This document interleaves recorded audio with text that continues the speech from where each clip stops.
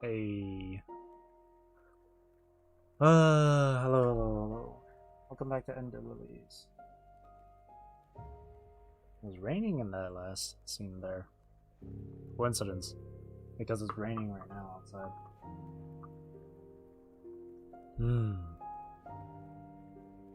Hopefully, the rain outside isn't the actual rain of death like in this game. Right, this is probably going to be the last Ender Lilies stream here.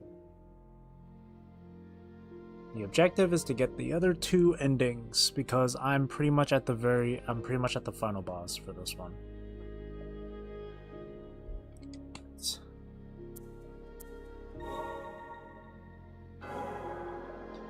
I also took the liberty of going straight to level 100, which is the maximum level. So, alright. So I looked it up. In order to get the two endings, it's like one little minor difference I can do. Basically, the first ending is going to be called Journey's End, which is known to be the quote-unquote bad ending. And then the final ending is Dawn Prayer, which is the quote-unquote good ending. I say quote-unquote because that's what I saw online. They put it in quotes, in quotation marks. So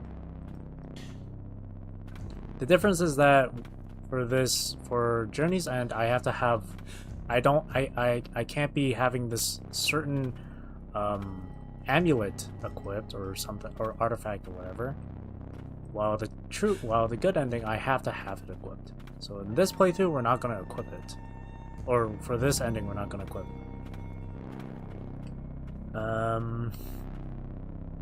Here, I'm gonna save just in case here. Okay. So I think... So the plan for this one is, for this boss fight, what I intend to do is just really be patient with it. Take my time, learn the attack patterns, etc. Try and learn it and adapt to it. And if you are wondering, yes, we've pretty much explored everything in this game. Every area and whatnot. We've explored pretty much everything. This room I'm currently in is not fully explored, but that's because I need to have that one item equipped in order to get this item, but to clear out this room. But I'm gonna wait until I get this ending. And I did play this off stream. I did mention I leveled up to 100. I was level 95, I think, when I got down here. So I took the time to level up to 100. And while I was exploring the other rooms, I did find a few things. And there was a few, like, there was a cutscene, which I will play for you right here. So, but first we'll go through the things I found during my off-stream playthrough here. Let me see if I can... So the first one was this, Fretia's Memoirs 5. I want to see the sky, the magnificent blue sky. I had lost hope in ever drawing again, and yet my left hand brings hope. If I can tame it to write, maybe. Oh, to be spirited away, by some kind soul, even just for a brief respite. Other ones were, this one I found. I found a small girl in the Deadlands. She didn't speak, but fixed her gaze upon me as she clung desperately to me. I don't know what came over me then. Had I gone mad, wanting to bring back a child of the ancients? Was it because she resembled us? Because she was a child? Or perhaps a sense of obligation? Perhaps I wanted my sins to be forgiven. Though we once thought them completely wiped out, the ancients have returned. From the farthest reaches of the land they come, reanimated by the blight. The children of the ancients were revered and worshipped in Land's End as the White Priestesses. They were the only ones who could stave off the blight. And though I knew full well the toll that purification places on their bodies, I could find no way to forestall their ultimate sacrifice. Another sin to add to the pile. Atonement now seems but a bitter joke. What else? Did find that. Elaine's Diary 3. Our conversations were meandering today, but I got to see Fretia smile. It's been hard watching her deteriorate more with each passing day. She asked me if I could help make an amulet out of her broken magic stone. That alone made today a joyous occasion. Maybe I'll bring some comfort to her after all. And then these ones. Deathless Pact. Only high-ranking priestesses are permitted to perform the necromantic rites that entreat the souls of the dead. A warrior of the ancients must forfeit flesh and their soul to the priestess, and in turn becoming a deathless entity, which is the Umbral Knight that we have with us from the very beginning. The pact is then sealed and continues down the family line through the generations until the bloodline comes to an end. The ancient warrior shall remain immortal so long as the pact continues. So again, the Deathless Pact is also this guy right here, the Umbral Knight. That was with us from the beginning. And then I think it was this one, Silva's Blight-Stained Note. Their research in the Verboten domain was meant to find a cure for the White Priestess of the Fountain, but instead they choose to carry out grotesque experiments on live human subjects. The White Priestess has no heir, so they dare try to create their own. The mages who carry out these experiments, the king and chief guardian who approve them, they've all gone mad. Just what do they intend to do with these ersatz priestesses? Will they replace the White Priestess with one of these abominations?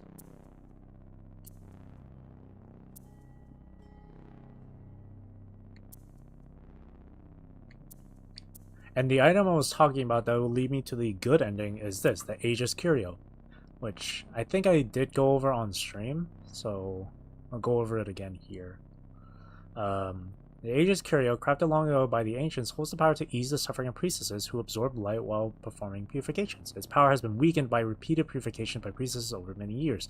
The power of an ancient spell can be used to restore this power and help the White Priestess. If you can decipher the stone tablet, I am prepared to restore the Aegis Curio. I wish I could decipher the spell myself, but alas, I have little time left.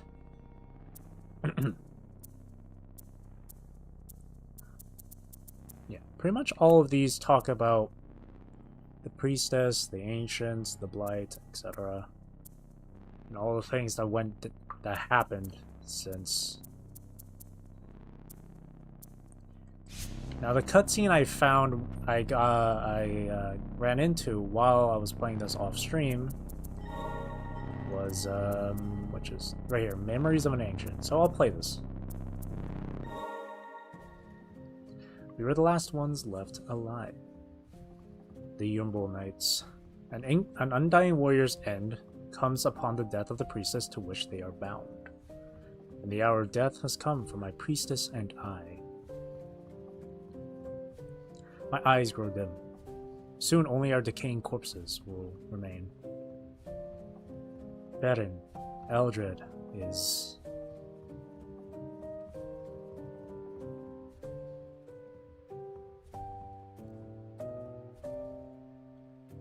The battle is lost. Our homeland stripped bare. What fate awaits a people who have lost everything? Hatred is the vilest blight. Unaffected by purification, it festers, rotting one from within. Listen well, Farron, last of the undying warriors. The bond of the Deathless Pact will pass on to a new priestess. I beseech thee, carry us in your memories. Be the guardian of the last priestess of our ancient society. So I'm guessing Farron is the knight right here. That's this guy's name. And that little baby, the last priestess, is Lily right here. I'm guessing that's her name? That is her name, right? From the... It has to be, right? That's Lily. I think so. I think her name was Lily. I don't remember. But that's what I found during off-stream. Alright, let's get into this boss fight. It's gonna be difficult, but I'm gonna try my best, and I'm gonna do this sort of tactic where I don't fight back at all. I do my best to survive for as long as I can, while at the same time understand the boss's attack patterns and everything. See how long I can survive. If I can survive for a good amount of time, then I'll start fighting back until phase 2. and then do the same thing. So let's do this. Visitant. Journey to all the maps.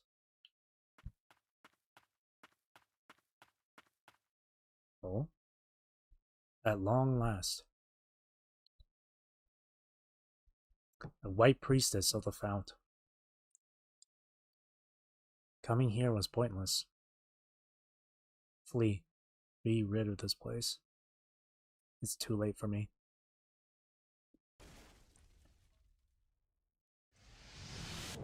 The blight has consumed her. Lighter Lord. Okay, so we're just gonna try and avoid as best as we can. Oh, we have to fight these guys too. Is that it?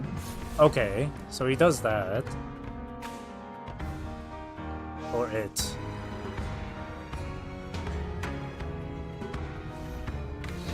Okay, it does that. So it does a swipe, it does a strike into the ground. That's the swipe, so I gotta really watch out for that.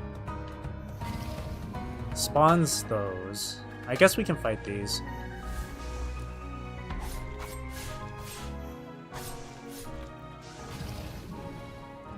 Okay, it spawns multiple of these.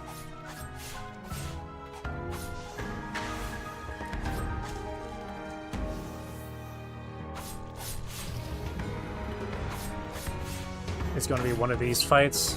That's annoying. So far, that's all it's been doing. It just swipes, hits the ground, and spawns the flyers. That's about it. Well, I didn't expect them to spawn enemies. Why, dude? Number one thing about these types of bosses that I hate. Just they spawn extra enemies. I hate enemies like that. They're so awful. Okay.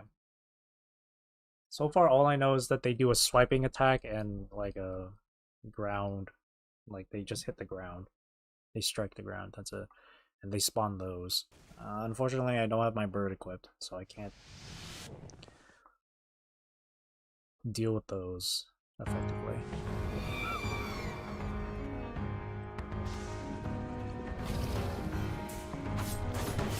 I think the best thing is to stay in the center.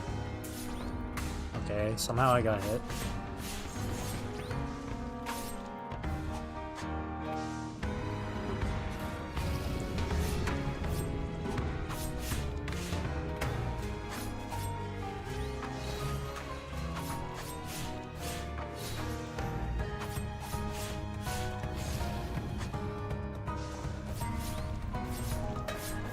Oh my god.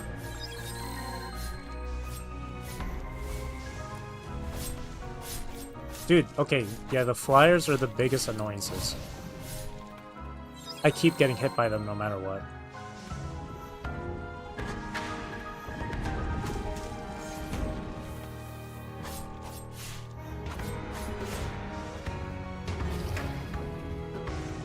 You really gotta spawn these?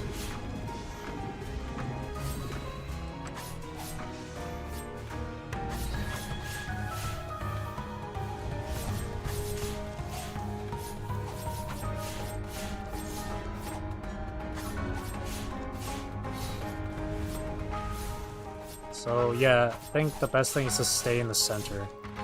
Because he actually can't do much when he's...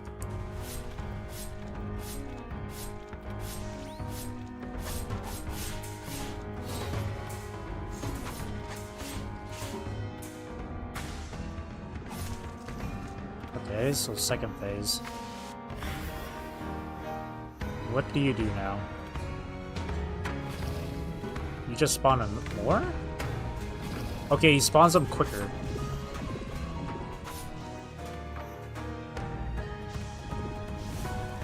Okay, shockwave attack.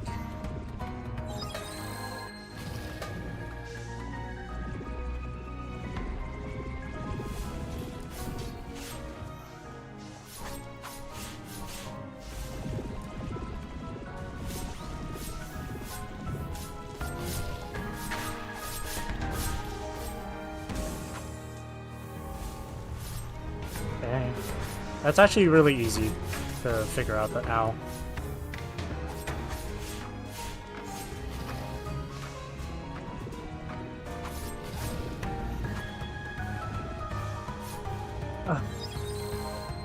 Those projectiles come so quick.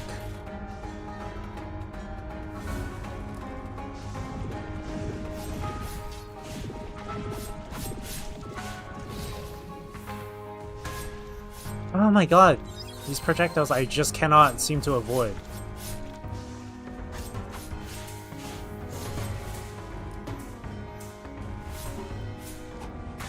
Second phase.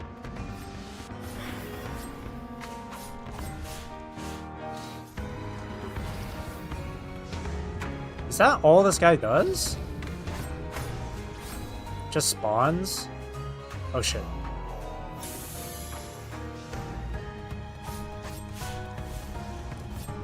I know I hit the counter button.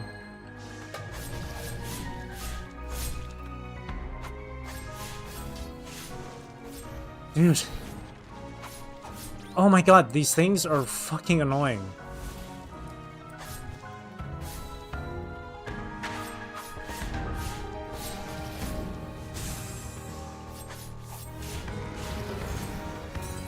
Okay, wow. This fight is actually, it's easy. It actually is. The Blighted Lord itself is actually easy.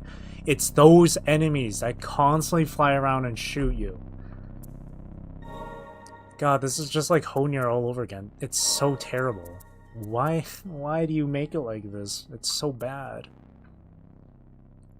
So I need this. That's for sure. And the counter's okay and all, but it's not gonna be enough. The poison's good. I need something. I need to deal with the flyers. God, they're so annoying. They're just so annoying. Let me look at my relics that I can equip here. I'm gonna be fighting in the air most of the times.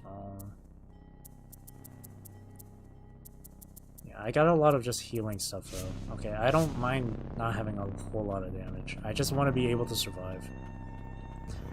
So that actually, yeah, again, the Lord itself isn't the problem. It's the freaking flyers that spawn. They just keep shooting and shooting and shooting.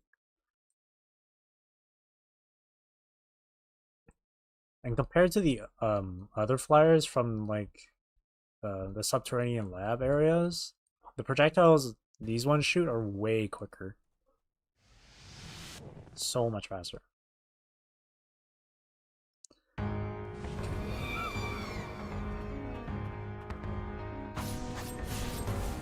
I somehow was in that.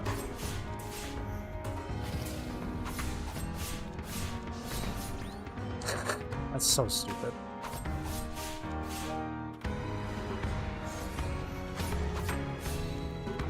Okay, I just gotta, if I can time my the parry thing like that, I can do it. Come on, really?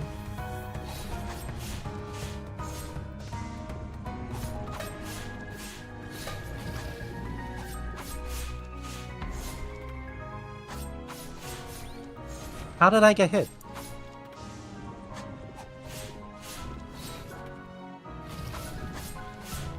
Oh, come on.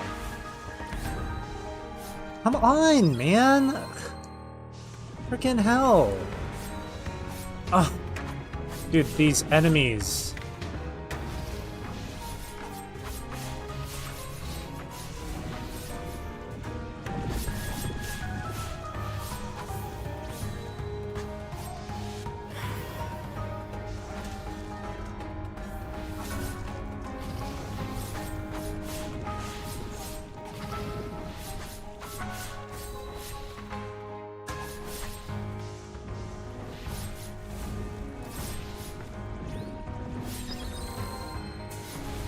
Ah.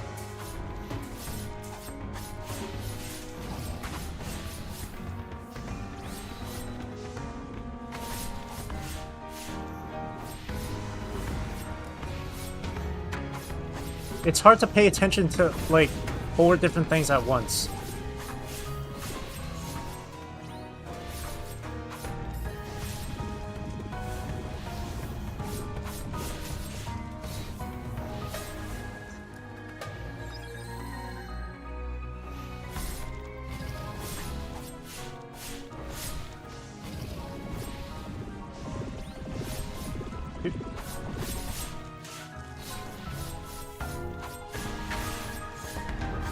Dude, these flyers are so goddamn stupid.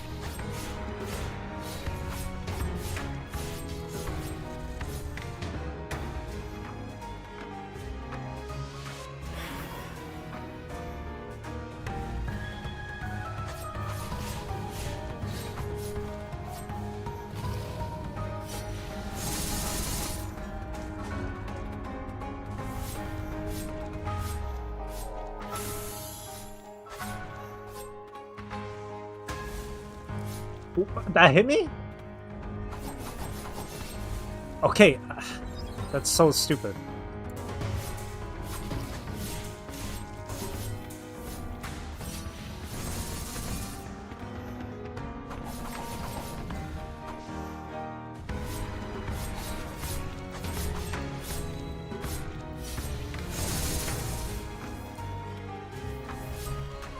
Okay.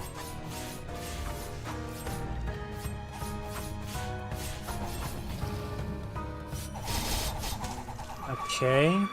Is that really it? I think that might be all. Journey's End. Alright. Witness Ending B. Alright, here we go. See, the boss fight. That guy by himself, nothing. It's the enemies that are flying around that's the biggest pain. It's like Honir, but not as bad. It's not as bad because he only spews out like at most 3 of those flyers. I'm just gonna call them gazers. Kind of like in Vagrant Order. Stop. Come no further. Or you too will be consumed by my blight. Unless there's another fight.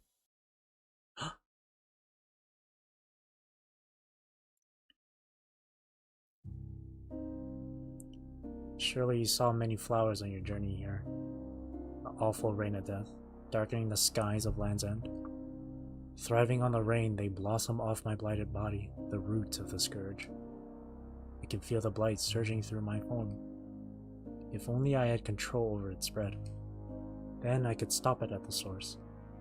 Perhaps a day will come when I can hold back the blight without it seeping out. Not that it matters anymore. I wish the world didn't require that you bear the burden of the blight. You're the only clone of myself left. Lily, even knowing what you do now, do you wish to remain with the priestess of the fount? Will you bear the blight together? Yes. No. No. This suffering is mine to bear and mine alone.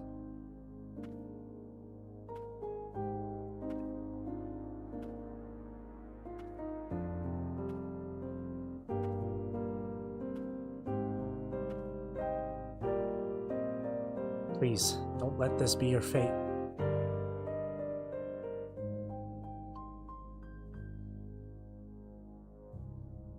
Please.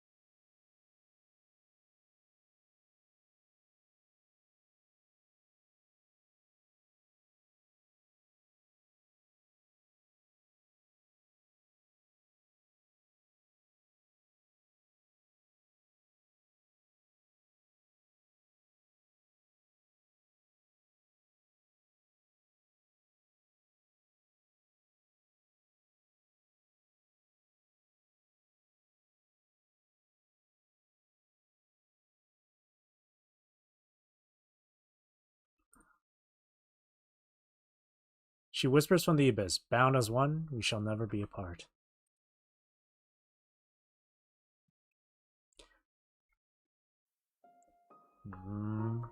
I like how they highlight the letter as well, the show. Like the first one, it highlighted the letter A from the word abyss, and this one they're highlighting the letter B. It reminds me of Drakengard. And Nier. Alright, so we're gonna resume from here. So we're gonna have to play through this, like, oh, right here. Pick up Blighted Phantom. What's this?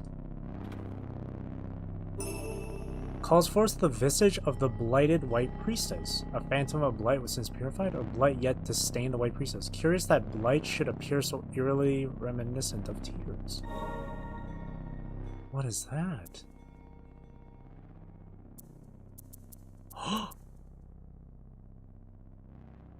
Interesting. I'll equip that. That's interesting. There's a memory? Oh, credits 1. I'll equip it. I don't know what it does, but I guess we'll use it when we're in the fight. Interesting. Okay, so we got ending B. So now we're gonna go for ending C, the good ending, the true. I'm gonna call it the true ending. So we just have to go back here and go into the room at the bottom. Oh god. Wait, does that just change Lily's appearance? Wait. I think that just changes her appearance. Oh, it does change her appearance.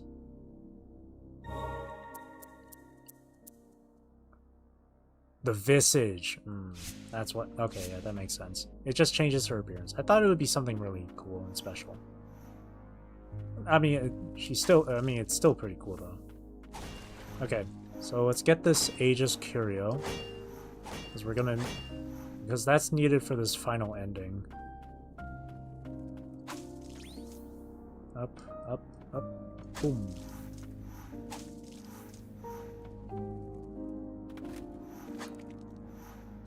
Okay. Okay.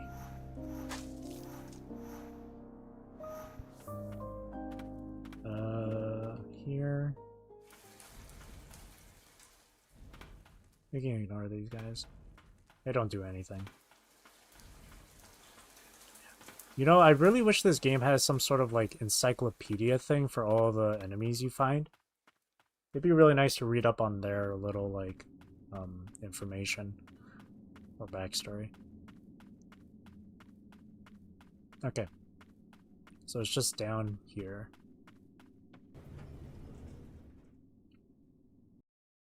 We have all 7 tablets.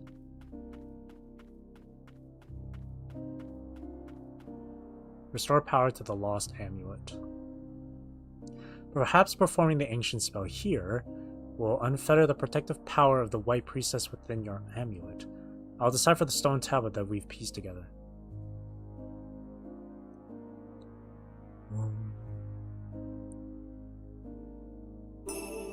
Luminant Aegis Curio.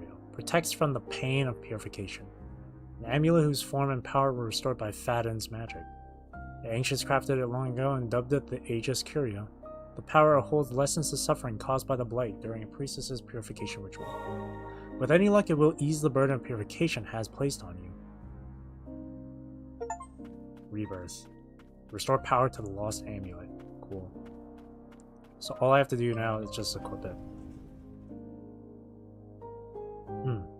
And then we'll fight the boss again. It's gonna be annoying, but we can do it. We can do it. Won't be too bad.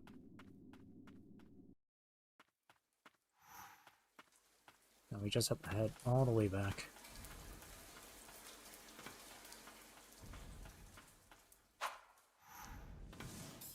Oh, okay. Okay. Well, I thought he would ram right through them, but I guess not. Go, go, go!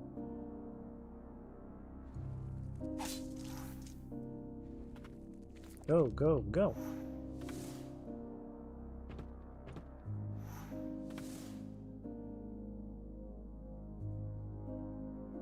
I'm gonna guess that this final ending does have a cutscene. Okay, let's see.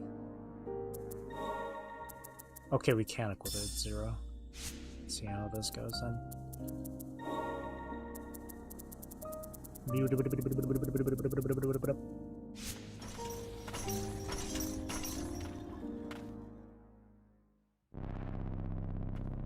So let me save here. The room is still blue, by the way, so I don't know. Do I have to... Let me take a look around real quick, just in case. The room is still highlighted blue, which means there still is something that's needed to be found here. I believe. I don't think so. Whatever. Let's just go for it. Here, I'm gonna save. Or I'm gonna change the spirit. I think instead of you, I'm gonna have something else.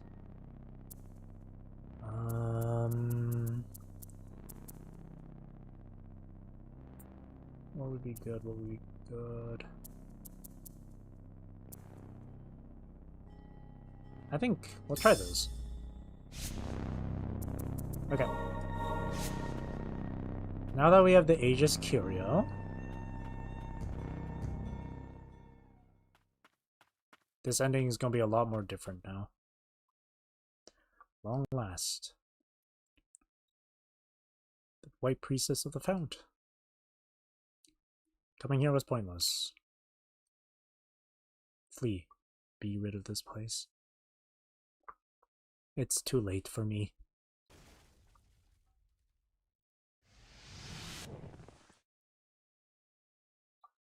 So I'm guessing she absorbed so much of the blight that it started to just seep out.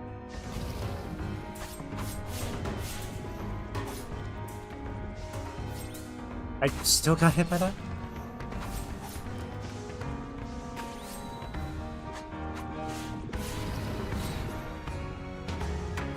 Oh, come on, dude.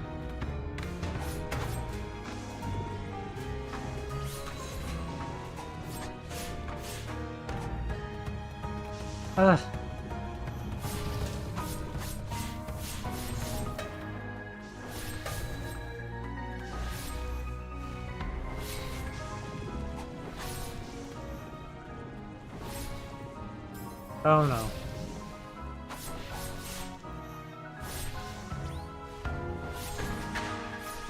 Okay. What? Okay, yeah, that's what I mean with these types of boss fights. Just enemies everywhere, dude. I hate fights like that. They're so dumb.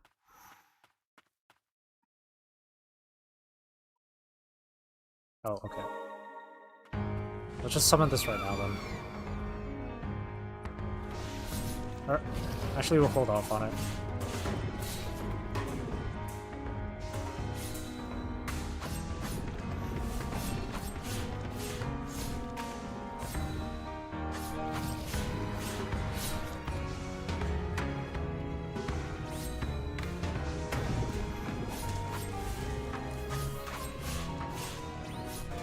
Huh?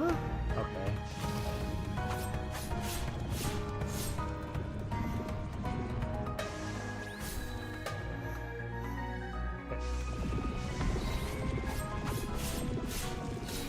Just attack, keep attacking.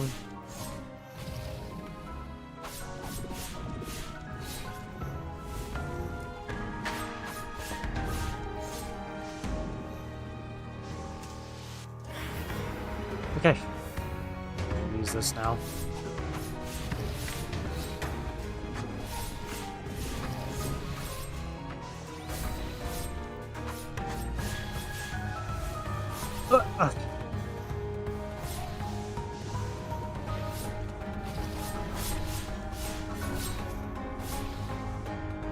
Wait, I'm using the wrong buttons! Okay. Ow!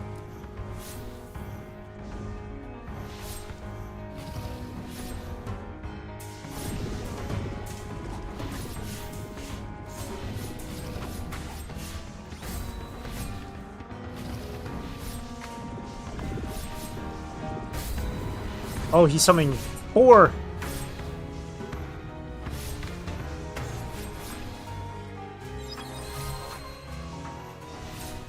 Switch!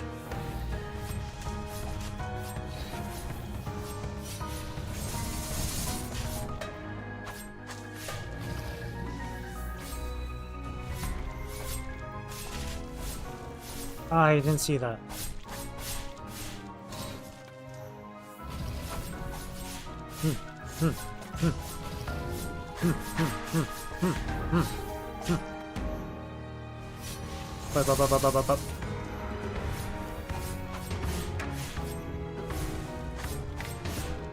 Up.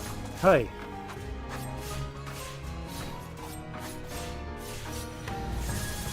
Okay.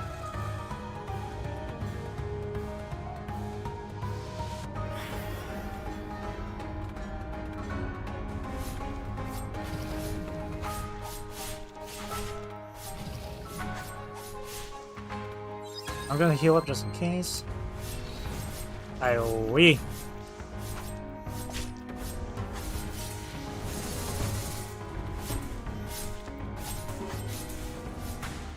Okay, let me heal. This is no problem.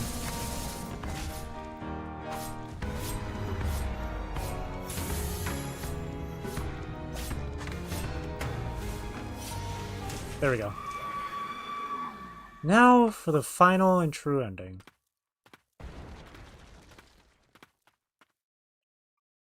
Let's do this. Stop. Come no further, or you too will be consumed by my blight.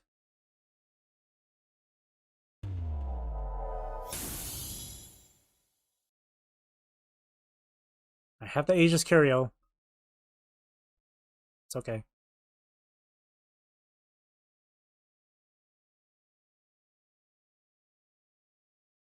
See? It's all fine. Oh, all the other white priestesses.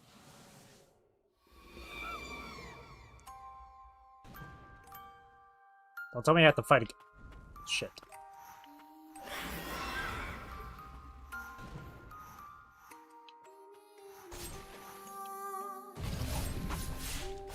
I have to fight again?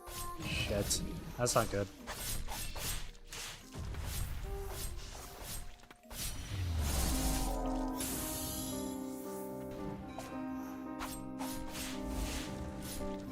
That's really not good. I didn't expect this.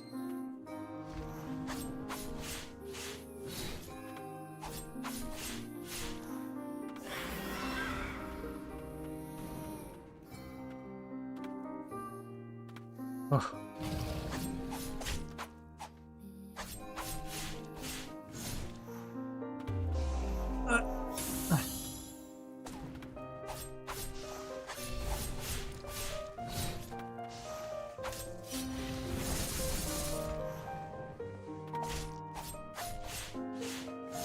I didn't expect there to be more to this fight. I think I should be fine.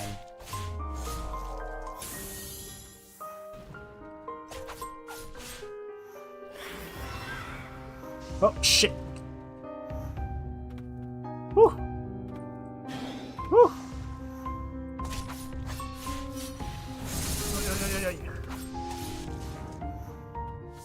Yeah. Ah, I couldn't.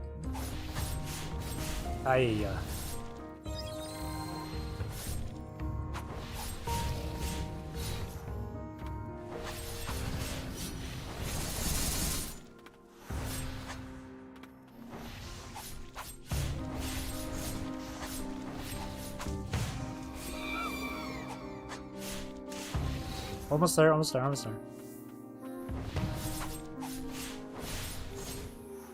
What's happening?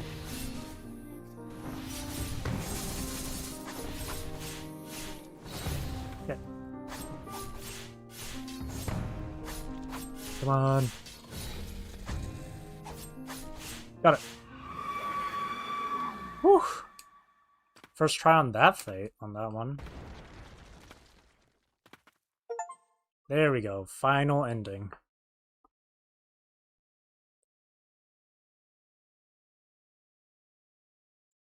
And it decides to buffer now. Fun. Great. Awesome stuff, man.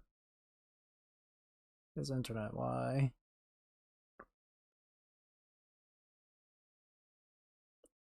It was as if I'd been in eternal slumber, unsure if I was alive or dead. The days were filled with nothing but pain. When I awoke, I lay on a black pedestal. I felt a warm touch grace me. The tiny white priestesses were holding my hands. The same priestesses who were made to take on my blight. Oh, I see. From nearby, I could barely make out their voices, the voices of coven members. The blight transfer rite was about to begin. The priestesses, knowing nothing of their fate, nuzzled up to me. These children would be sacrificed to keep me alive. What was it all for? The time I spent with them was what truly saved me. If I am to pass on a legacy to these children, let it be one of hope, not suffering.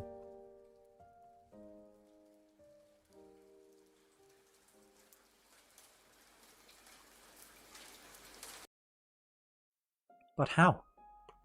How is this happening? Okay, I don't know what is going on. It is buffering like crazy now. That's so annoying. It's happening again, and during a good time of the freaking game. Jesus Christ.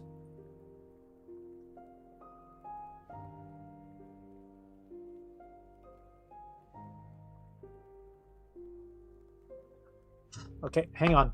Wait, hang on. One moment. Okay, and we're back. Sorry about that. No, it's still having laggy issues. It's still having buffering issues. What the fuck? And during this, really? It happened yesterday too. This is so annoying. I'm sorry. Whatever, we're gonna have to go with it. That's so frustrating. Hang on. I don't know why it's lagging so much. It might be Spotify. Hang on.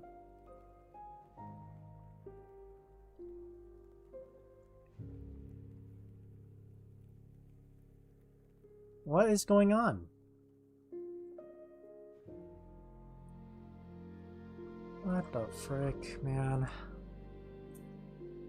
Why is this happening now?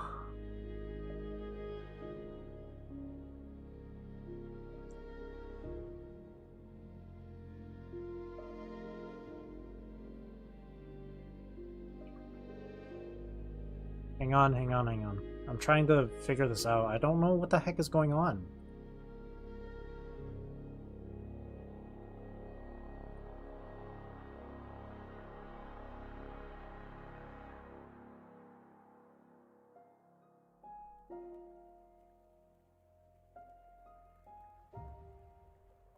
I don't know why the Wi-Fi is constantly just going crazy.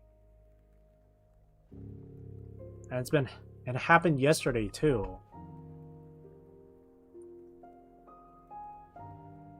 Okay, I'm gonna have to... Hang on.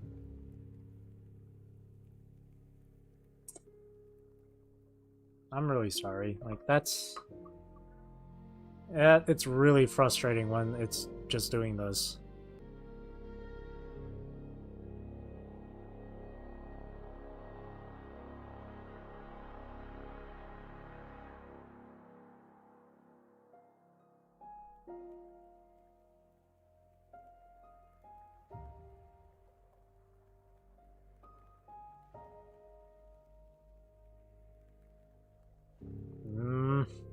It's still having issues. I don't get it.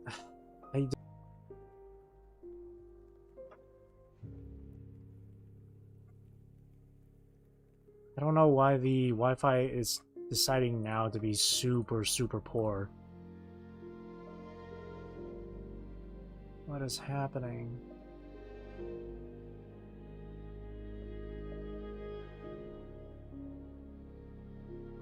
Frames are constantly dropping too. That's not good.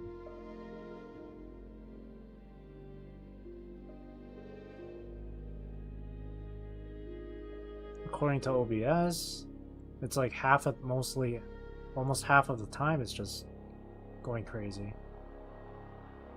Okay, sorry. You're gonna have to bear with it. Like, it's gonna be buffering a lot. Live, I mean. I don't know how it's gonna look like during the actual VOD itself, but... but how? How is this happening? Could one priestess alone have such power? No, that amulet. You made it whole again? All the fragments. All the shadows of our history, the unknowable suffering. You're going to bear it all from now on? Oh, I see. You came all this way with everyone. Thank you. For freeing us all. For freeing me. You accomplished what I couldn't. You were never just a clone of myself. You're your own person, Lily. You've grown so much. It's time I should be going. I'll be watching over you.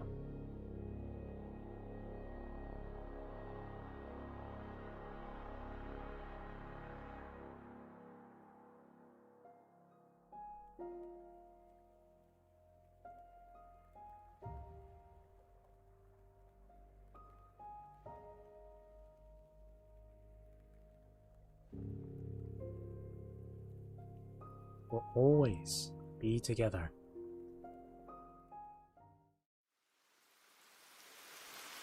And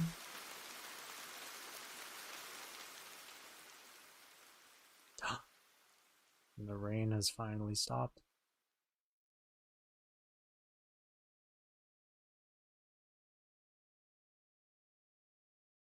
That's the third and final ending. Dawn Prayer. That was good. So, what it is okay.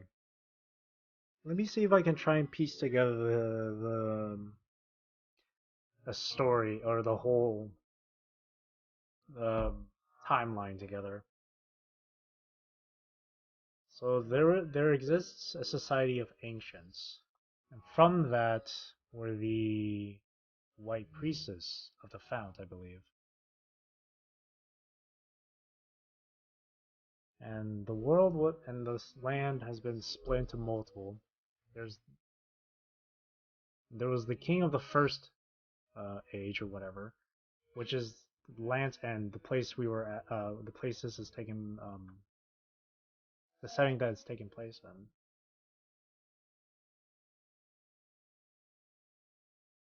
Apparently, the blight came from the rain. That's why there was a bunch of like there was a few notes here and there talking about the rain and calling it the rain of death. And that's what brought on this blight. Only the white priestess of the fount was able to get rid of the blight, but in doing so she absorbs it into her body, which causes her a lot of pain. That's why the Aegis Curio existed, because it's there to help mitigate that pain. But the power of that Aegis Curio weakened over time.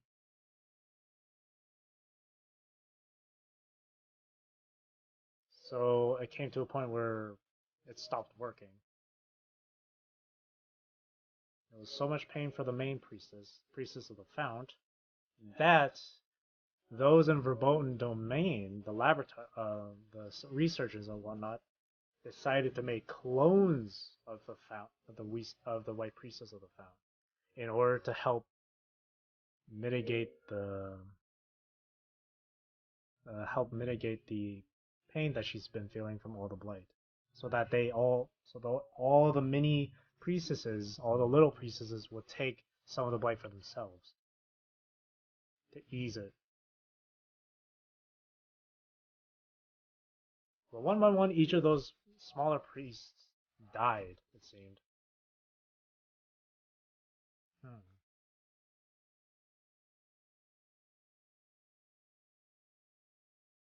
And because the blight was so overwhelming for the main priestess, it started to come out, it started to seep out from her body, as she was saying.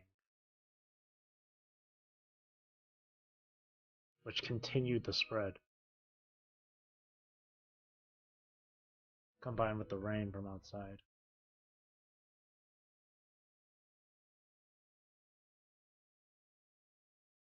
Interesting. I do like it though. It's not like a crazy... Oh. It is done. At long last, for each a proper burial. Lily, take heart. You are not alone. The blight may have taken them, but they are still watching over us. And I never leave your side.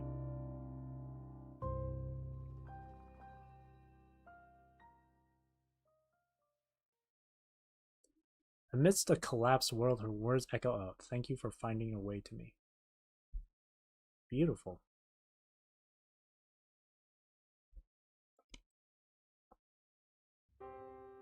Oh, the starting menu is different too.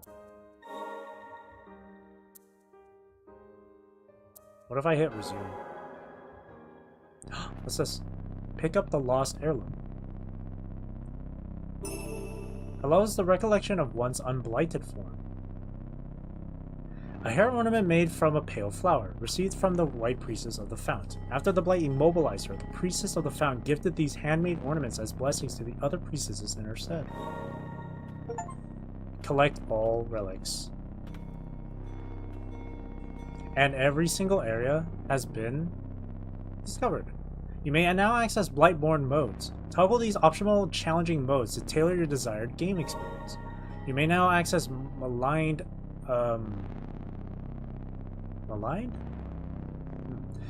memories. Prepare for back-to-back battles against each previously purified boss whose memories you viewed.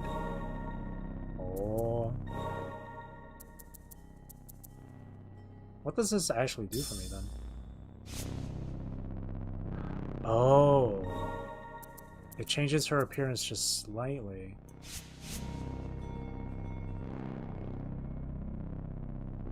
Was it? Did she always have that sort of look on her from the very beginning of the game?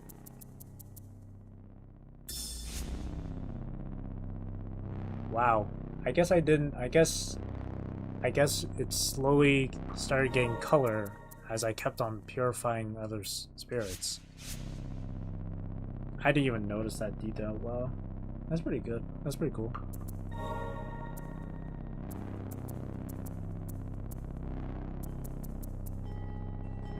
Boss rush. Oh, I'm gonna suck at this though. I don't think I want to try this. Blighted Lord. Blightborn modes.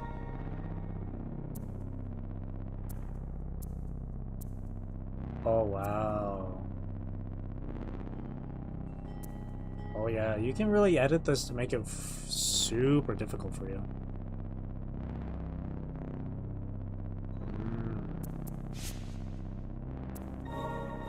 Interesting.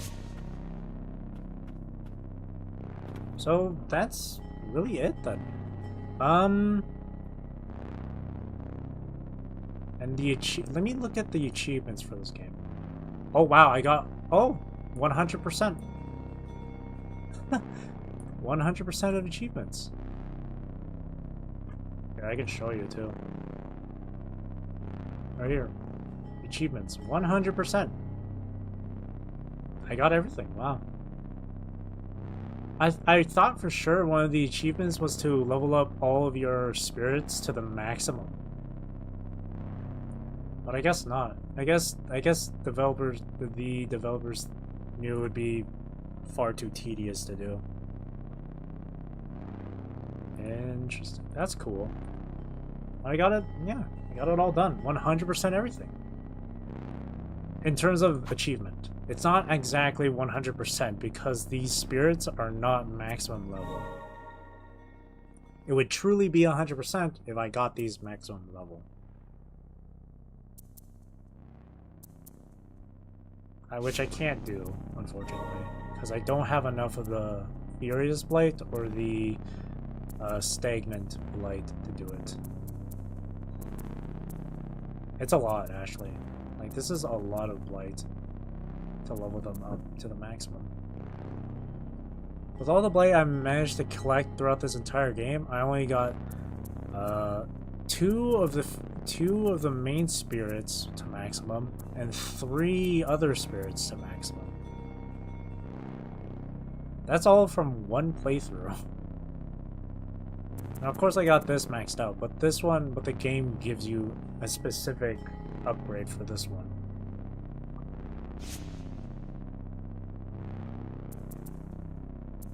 Yeah, let's go to a place where the music is actually like nice. Here, we'll go to a place that's actually really nice for music.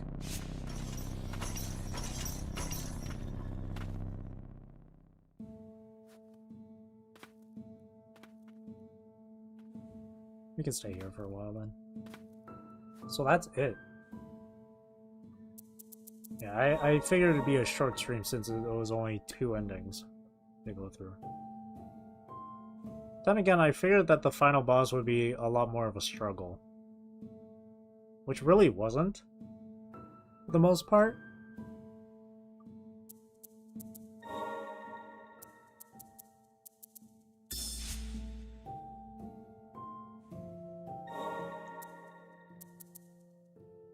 It wasn't terrible, though.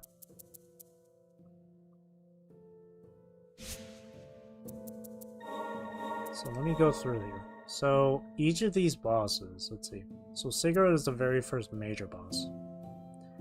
Not a terrible fight.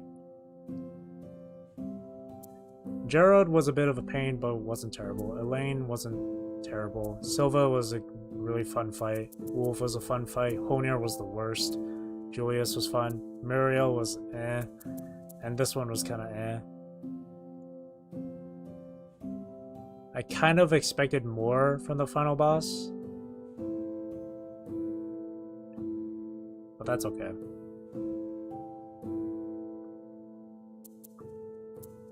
Maligned. I don't think I'd want to try this. I think I would lose my mind from fighting Honir.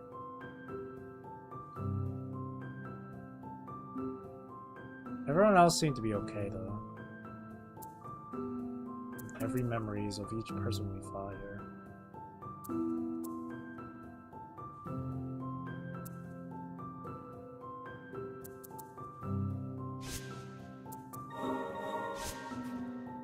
Let me see, I'm curious about New Game Plus here.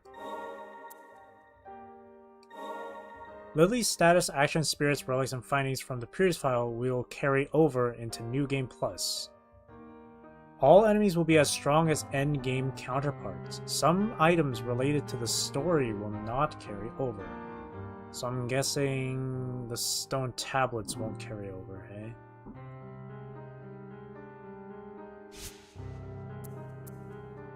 You know, let's do some New Game Plus. Let's add some more time to this. Because I don't think 1 hour is good enough. At last we meet.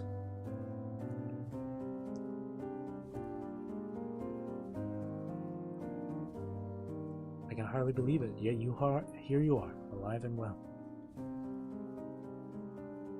Can you hear my voice?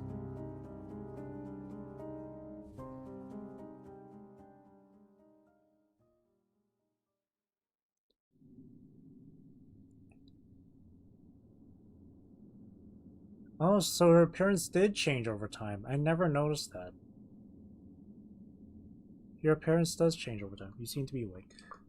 And none the worse for wear.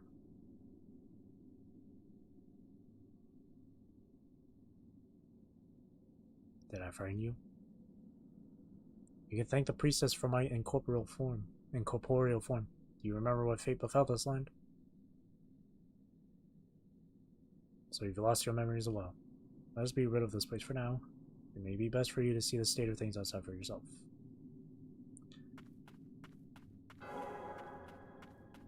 I can unlock this though. The perks of New Game Plus and any of these games. You just go ahead and do whatever.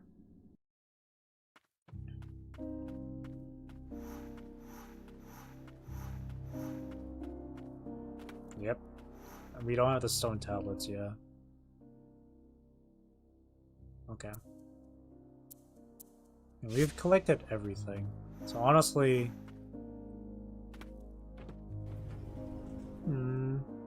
yeah. All that's left is just to level up all the spirits to the maximum. That's about it.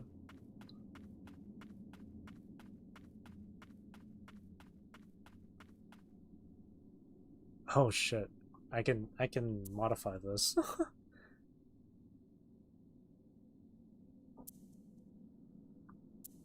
Instant death.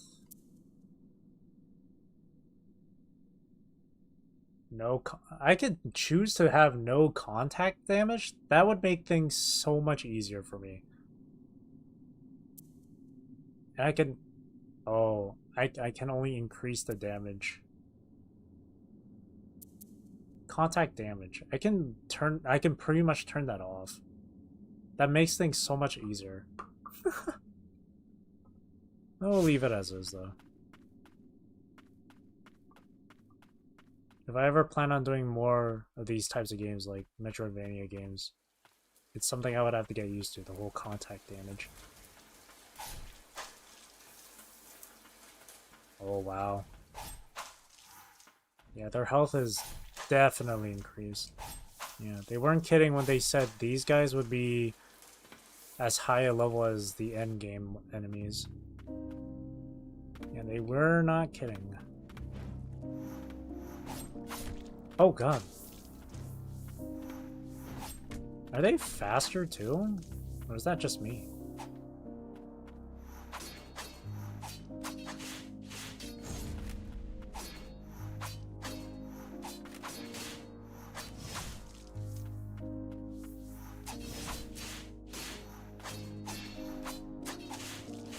Easy.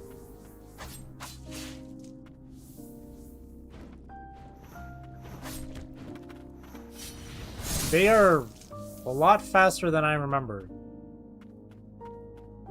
The slugs, I mean. They weren't always that fast, were they? No.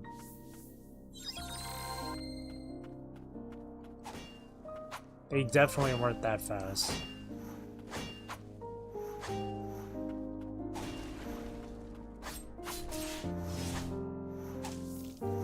I'm positive they weren't that fast.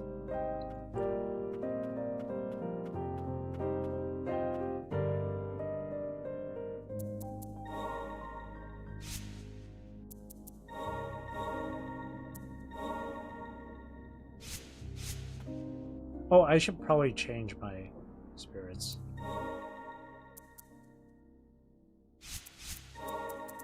Bird, Dogie, and I wonder if the spots with the Furious and Stagnant Blights get reset too. If they get reset as well, then that'd be great. I'll equip the aerial maneuvering stuff.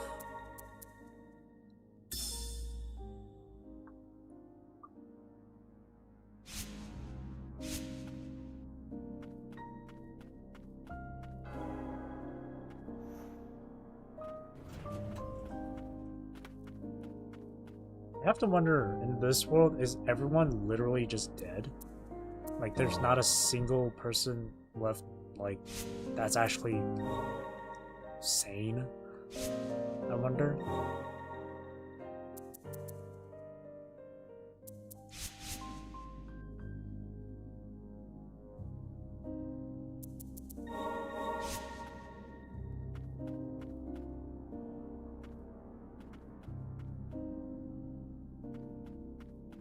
That might be the case.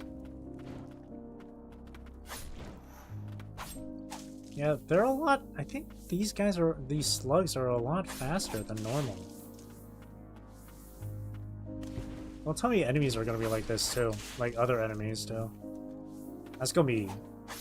actually gonna be very painful.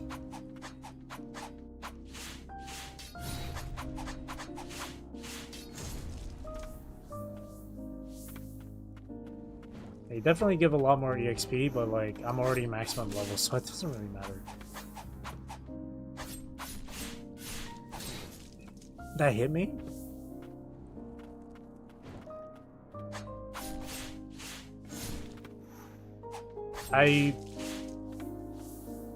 Hang on. Is 20 really the maximum? Is it really the maximum? There's no way 20 is actually the maximum, right? Is it really?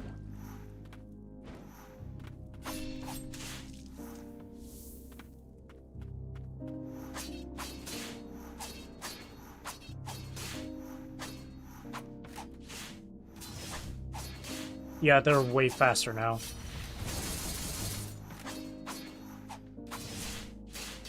Oh my god. Yeah, these enemies are far faster now. The shield ones react way quicker now.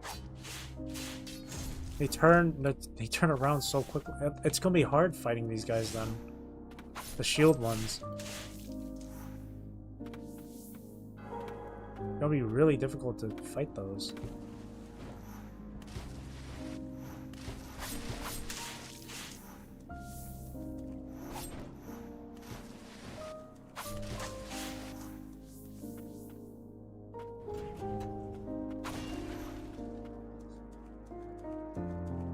Well, I'm not gonna play through the entire game again. Just so you know. Because 1 hour isn't enough for this. 1 hour is too short. So I'll play for like a little bit longer, just a new game. Maybe up until Sigrid. Because Sigrid's coming up.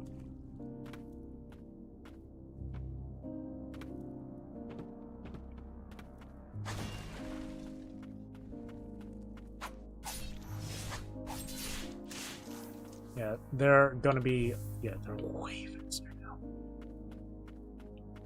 Whew.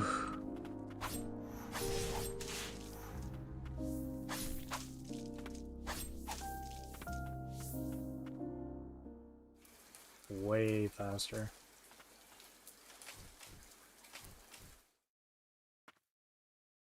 Oh, I gotta do this again.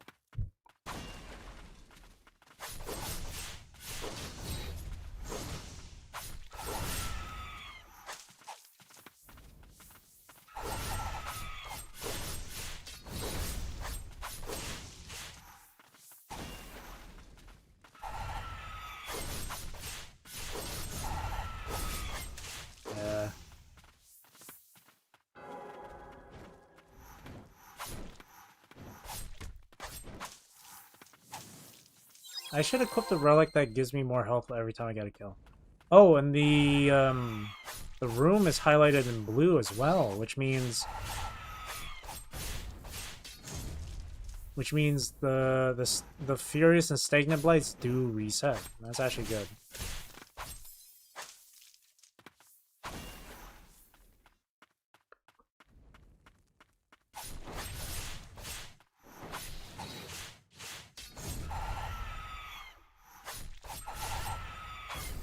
I couldn't dodge.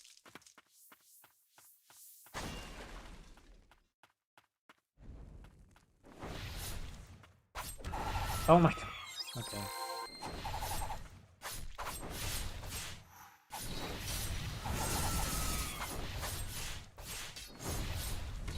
Ow.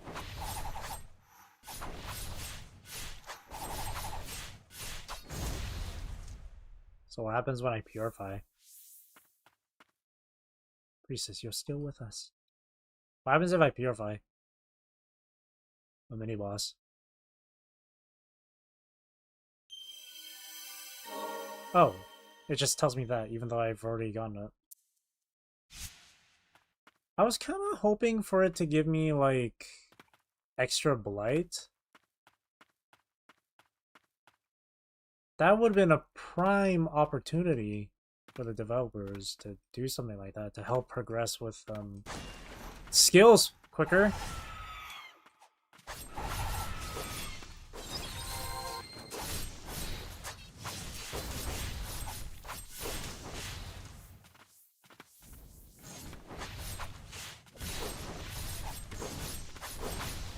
They are so much faster.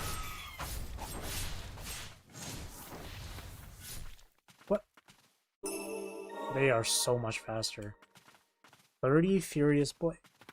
I think that was the same amount from like the beginning of from the first time around too.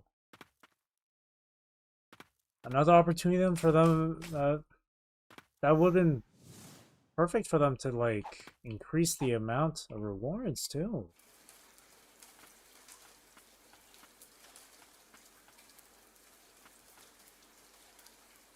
They should have increased the rewards too. Because I think that's how it was for other sorts of games. Yeah, like,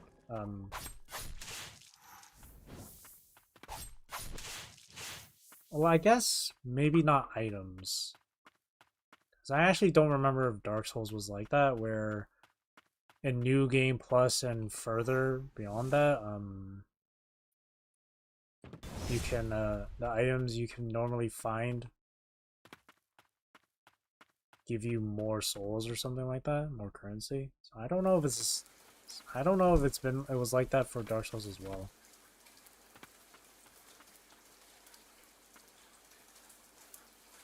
What did he say? I'm sorry, we called him blighted. What did you say? Sorry, I missed that.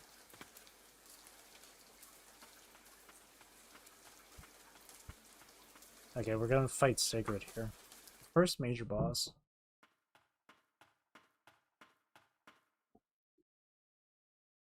Is that a head? She's stepping on a head.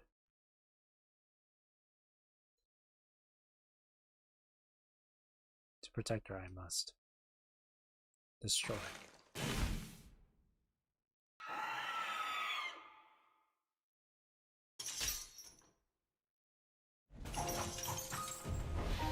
Oh my god! You're so fast!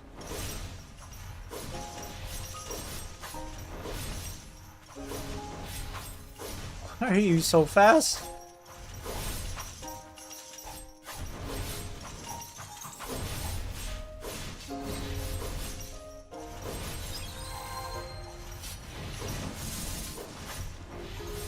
Okay, yeah. It's a lot harder then.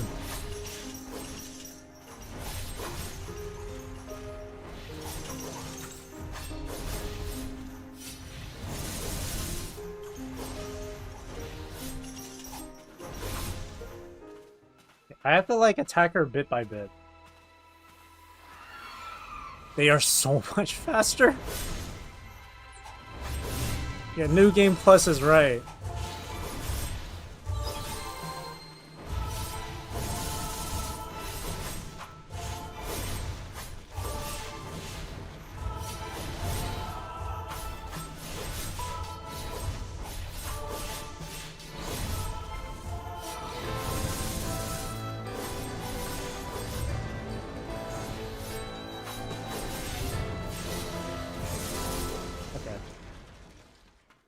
They're so fast. Oh my god. If I actually decided to continue this as New Game Plus, oh my god, I wouldn't stand a chance against Honir or Ulv.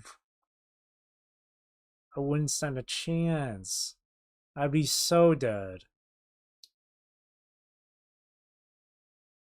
I adore the priestess of the fountain.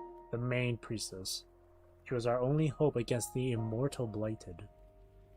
With unflinching resolve and a smile on her face, she epitomized radiance tenderness. My sister's letter informed me that the priestess was in poor health, her sister being Silva. It seemed the burden of her purification rituals was taking its toll.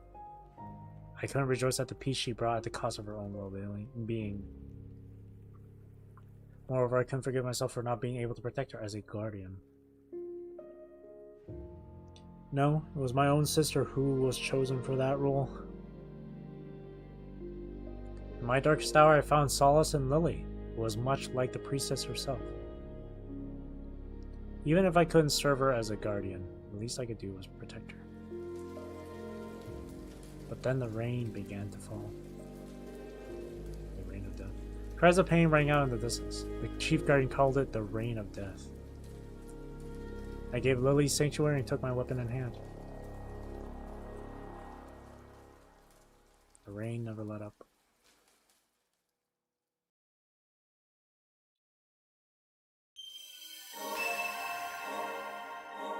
I mean, we already got that stuff, so. This soul has been purified, no longer imprisoned by blight. And I noticed her hair has grown black right there too, on this, or red on the side there. Within that memory just now, the woman called you Lily. Surely that is your name. If you retrace the memories of the blighted in life, you may just remember something yourself.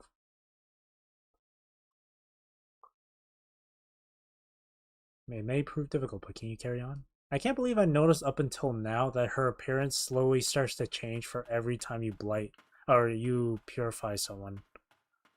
Can't believe I've noticed it now.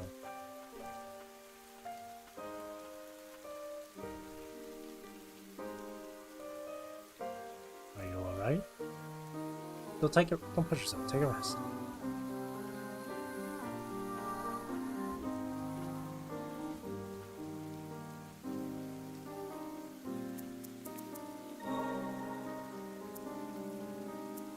Well, that's a lot of statement play I just got. What the fuck? Where'd that come from?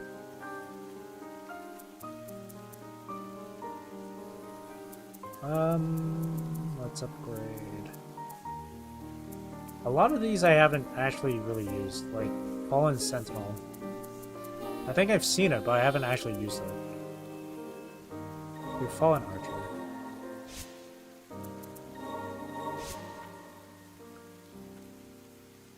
Yeah. It still stands though that this is the last Ender Lily stream. Maybe I will play this again but off stream, just so I can get these spirits to maximum level. Because I considering how I got literally everything else except for the spirits to maximum level, even though it's not required because it's not an achievement, you know, the completionist side of me wants to kind of do that.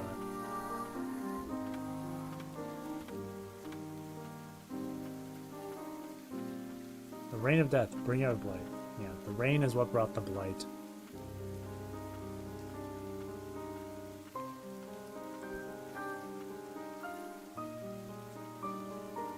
Chaos had taken the villages long before even my arrival, but did the rain end them, or the blighted? The bond of the priestesses is a perennial one.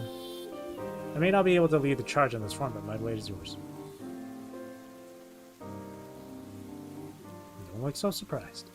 You think me the sort of wretch to leave a child out in this horde ring? Let's trudge on. I wonder how she's able to oh, duh. She's a copy of the priestess.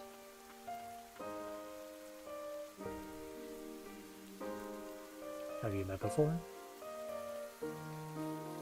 And it seems their cognizance faded before some coming to madness.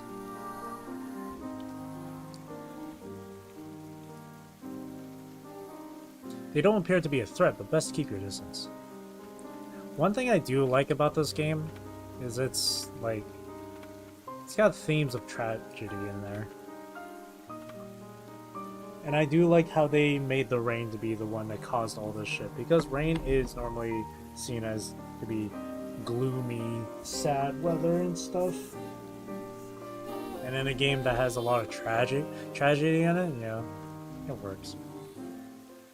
Of course, it's never explained how the rain managed to just corrupt everyone and make them go insane. But it's like, but it's honestly just a really small detail. I'm not gonna question like why the rain is doing this. Like, I'm not gonna question what sort of weather god or being or something made the rain like this, you know?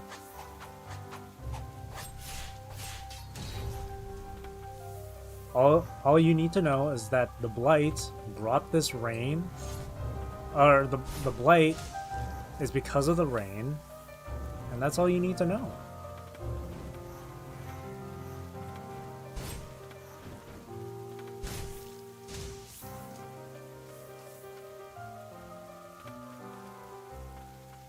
And if you become drenched in the rain, if you stay in the rain long, I'm guessing it's like based on duration, like how long you stay in the rain. If you stay in it for a long time, that's when you get corrupted, I suppose.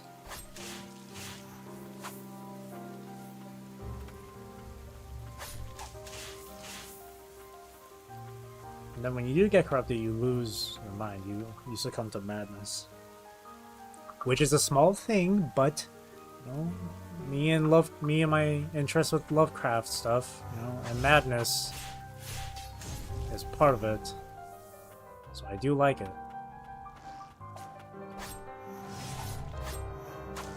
Ugh, they're so fast. And they deal more damage. Of course they deal more damage. Even in Dark Souls, enemies weren't fast for their attacks. They just hit harder.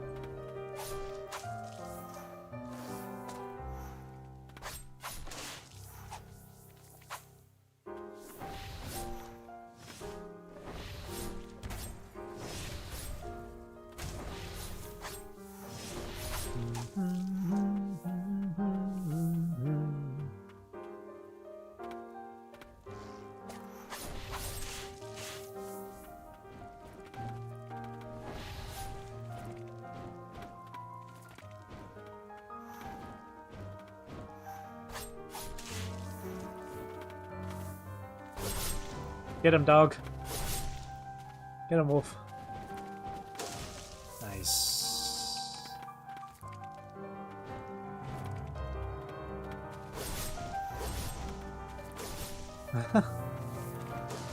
Nice.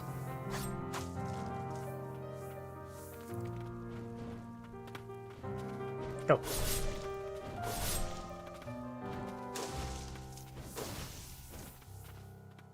It is kind of a hellish kind of world to be living in, if the rain is what's caused all this chaos.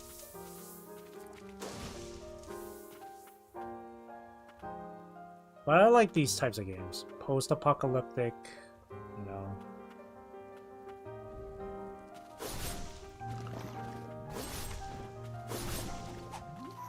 Oh, they... Was that always a thing that these guys would do? That this one did? Just poison? Was it always a thing?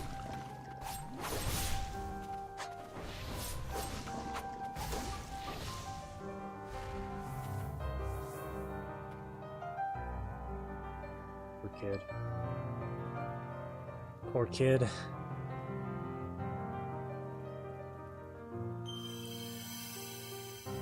Separated from his mother in the midst of a terrible storm, the boy set off for the White Parish in search of help, and he never arrived. It is pretty sad.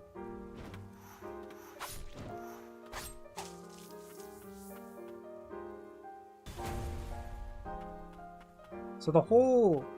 I've said this multiple times, but like, the enemy designs and the whole, seeing the memories of the enemies you defeated or whatever, just seeing memories in general and stuff, it reminds me a lot of Code Vein. Code Vein has that sort of thing where you look into memories and you gain powers, new powers, better powers, stronger powers. And then again, the enemy designs remind me of Code Vein a bit.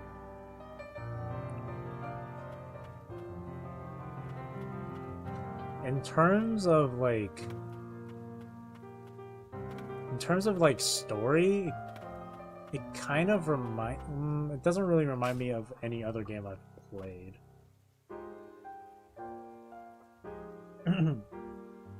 It's not like Dark Souls where you have to defeat the, you know, it's not like in the first Dark Souls where you have to defeat four of the four lords of I forgot what they're called. The four lords, like, what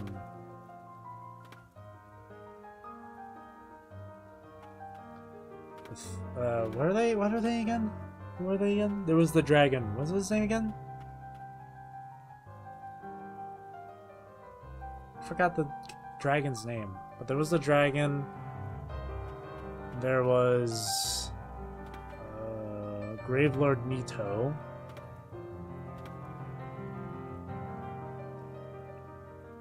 Pretty sure there was also the Bed of Chaos. And then there was the what are they? The Three Kings or something from the Abyss, and like at the bottom of like Londor or something. And then there's Gwyn as the final.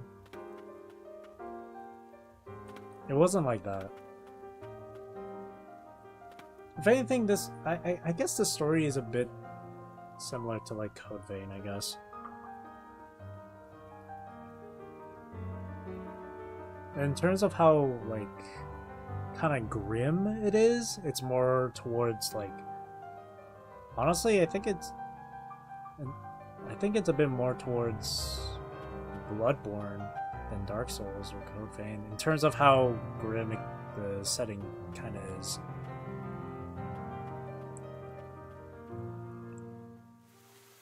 So everyone's, you know, getting corrupted, everyone's turning crazy because of this blight.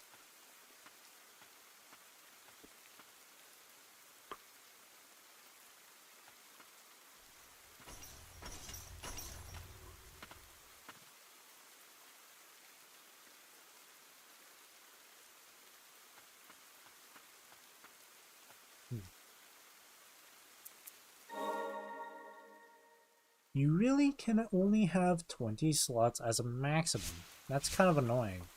I wish you were able to fill up the entire thing. That'd be a lot nicer, to be honest.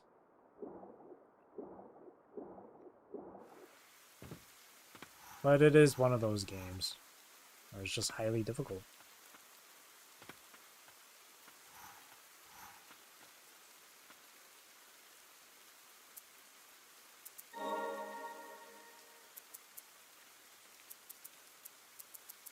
I'm slowly able to upgrade these bit by bit.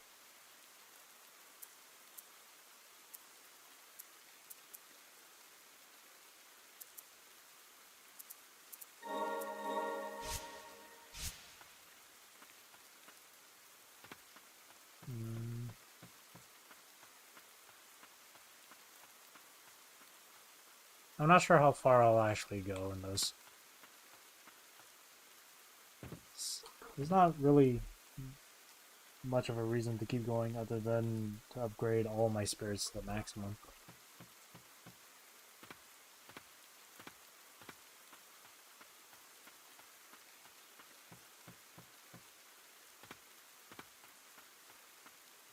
I think what I'll do is just read over some of this stuff here.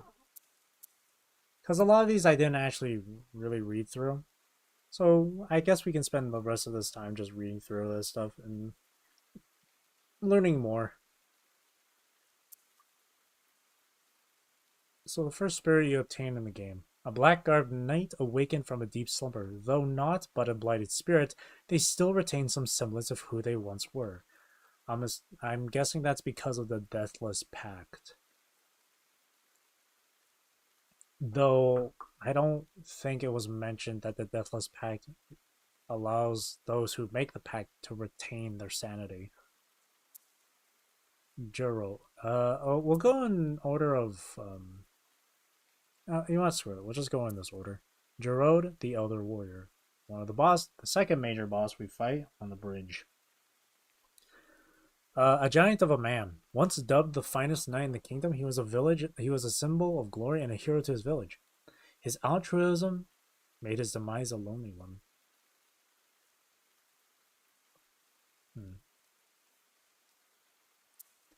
Guardian Silva, sister to Guardian Sigrid. Well, they say sister, but I'm guessing they just say sister because they're both nuns. But Silva became a guardian to protect her beloved sister. Okay, never mind, they're actually sisters. Knowing full well it would separate them, she took on the burden of guarding the priestess. Knight Captain Julius, the king's bastard son. Oh, interesting. After enduring a hard life, he rose through the knightly ranks to get back at his father. His tenacity is unparalleled. Oh, I actually did not know that. Despite me having this guy as my spirit, as a spirit. Ulf the Mad Knight. Feared by his order and dubbed the Mad Knight, Ulf seemingly lost his edge after a fierce battle. He continued to protect Snowflower Garden in seclusion. And not just that, there was also a priestess he was protecting. Each of the major bosses had someone to protect. At least each of the areas had a priestess there. I think there was in total maybe 6 or 7, maybe 8 even, mini priestesses. Because there was one in where we spawned, like near Sigrid. I do know that. There was like, I think 2 in the subterranean labs. I don't know how many there were exactly. Dark Witch Elaine. Elaine was raised in a coven of witches and was hailed as a gifted sorceress at an early age. Meeting the priestess eased her anxieties and loneliness. Onir, Keeper of Libes. Fuck this boss. Head of the Dark Executioners. A man of few words, Honir shadowed the Knights of the Bastion. He loved the kingdom more than anything, more than other. Fadden the Heretic. Fadden, head of the King's Mage Brigade, became unusually obsessed with a blighted experience after losing his beloved. He sank into depravity. Guardian Sigrid, who we just fought. Sigrid guarded the Sept to protect the White Priestess Lily, which is the main character here. Never-ending bloodshed caused her to be consumed by madness. Cliffside Hamlet Youth. A kid. Separated from his mother in the midst of a terrible storm, we read this, but I'll read it again. The boy set off for the White Parish in search of help. He never arrived.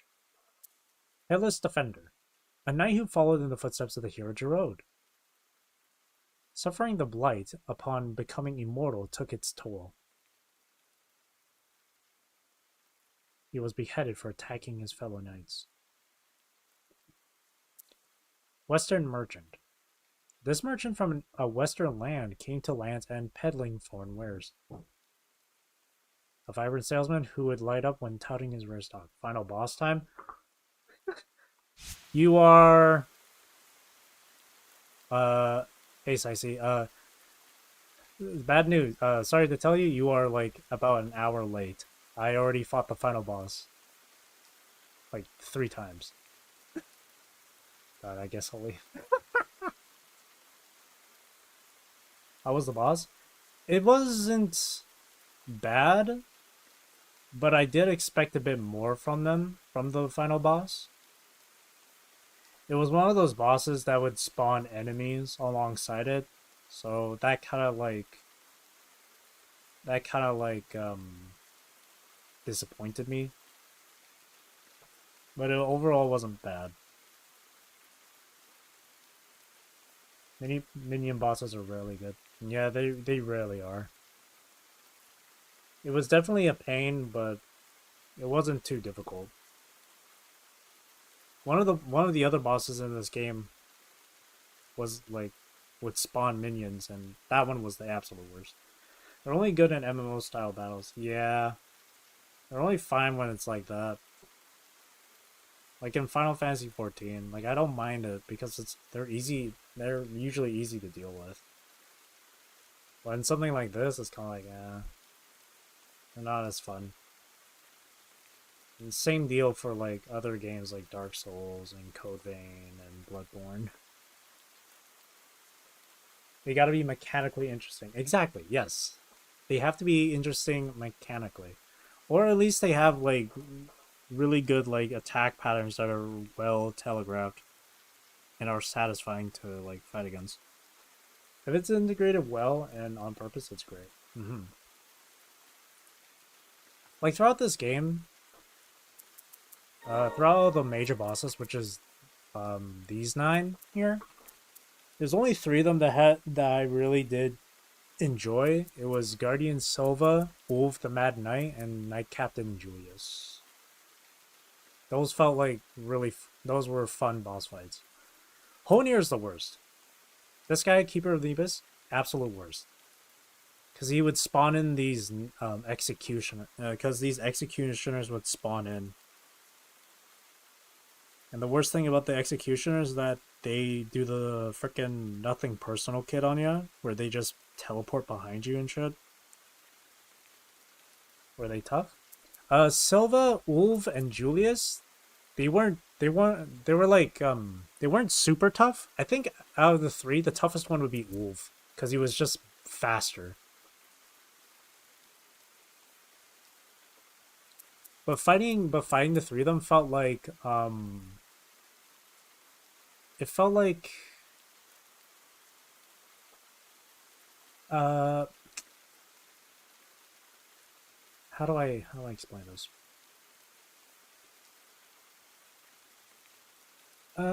It felt like if I was playing Dark Souls 3, it felt like I was fighting like Slave Knight Gale. Maybe. Or in Bloodborne, if I was fighting Lady Maria. I understand completely. Like, it felt good. It felt like a genuine fight. You know?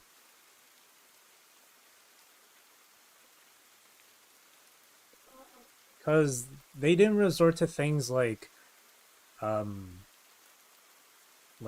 crap tons of projectiles or anything like that. Though, so out of the three, Silva had the most projectiles, but they were easy to avoid.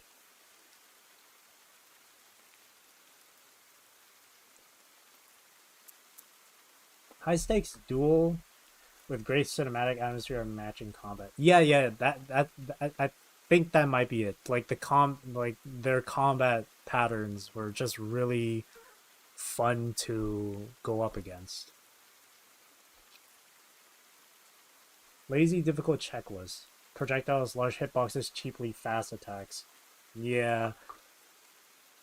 Ulf had like one quick attack where he would swipe from the front and then immediately do a backhand. But that's the only like annoying thing about Wolf. Everything else was fine.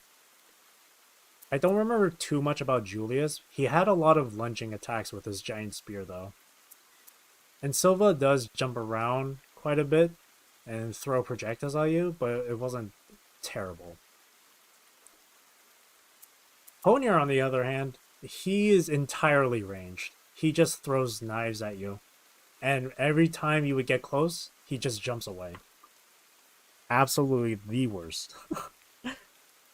Not only do I dislike bosses that just summon enemies to fight alongside them, I hate it when bosses just get away from you and it becomes like a game of tag. This game definitely kind of strikes me as a game to have simplistic boss fights. Something about the enemy design just makes me think that.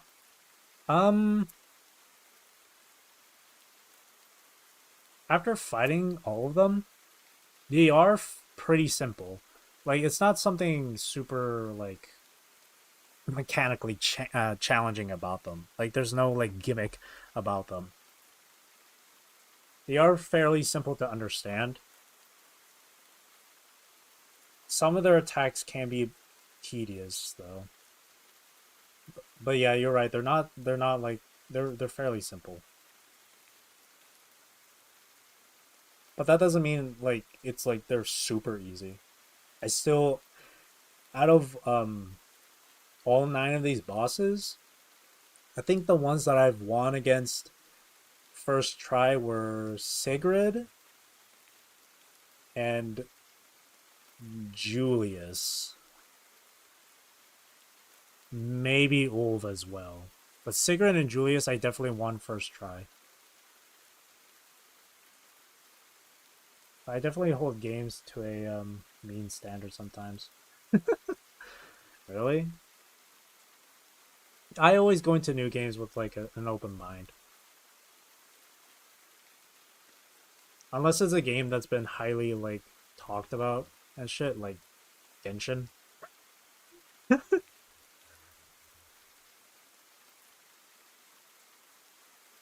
So everyone's like, oh my god, Genshin's so cool, this is cool, this character's cool, blah blah blah, and I go on, I'm like, this is shit. True.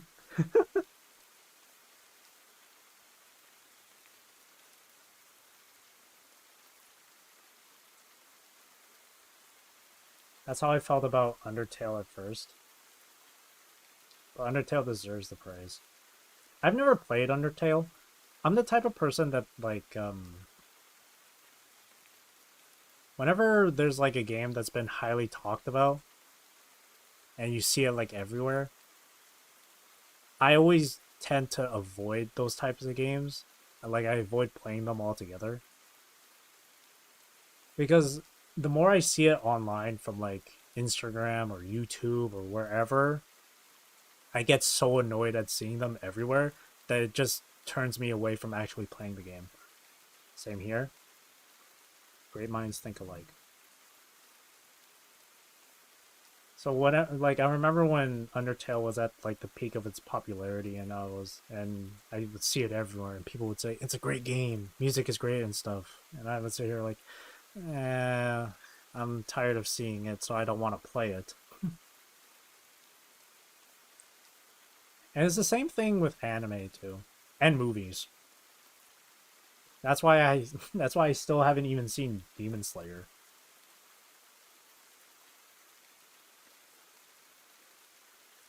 That's how I felt about the movie A Silent Voice. A lot of people hyped it up. Yeah, that's all that too. Yeah, people just hyping up. Yeah, that's specifically it. People hyping up stuff is maybe not want to watch. Yeah, that's just how it is. Unless it's something I'm already interested in, like Bleach. In fact, I wish Bleach got way more attention, but it is what it is. But yeah. Again, that's why I don't like. That's why I still haven't watched Demon Slayer. That's why I like. Um, I don't want to give what. That's why I don't want to give My Hero Academia a chance. Like I watched first season of it, it was okay, but like I don't want to go further with it. Bleach, something about me just likes to run contrary. Me too. Most times I do. Bleach seems really cool. Everyone I talk to who likes it has great things to say, but they're never annoying about it. They're so real. I leave MHA alone. I'm as real as I can be. Yeah. People always hype up My Hero Academia. I watched first season and I was like, it was alright. It wasn't terrible, but it wasn't like enough for me to continuously watch it. Like it's the second season and whatnot.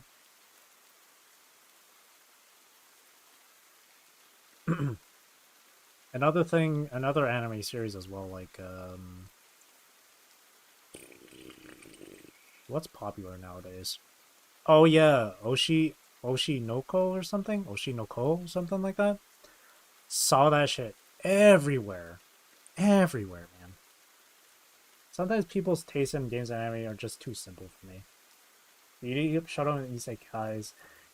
I like original stuff. Me too.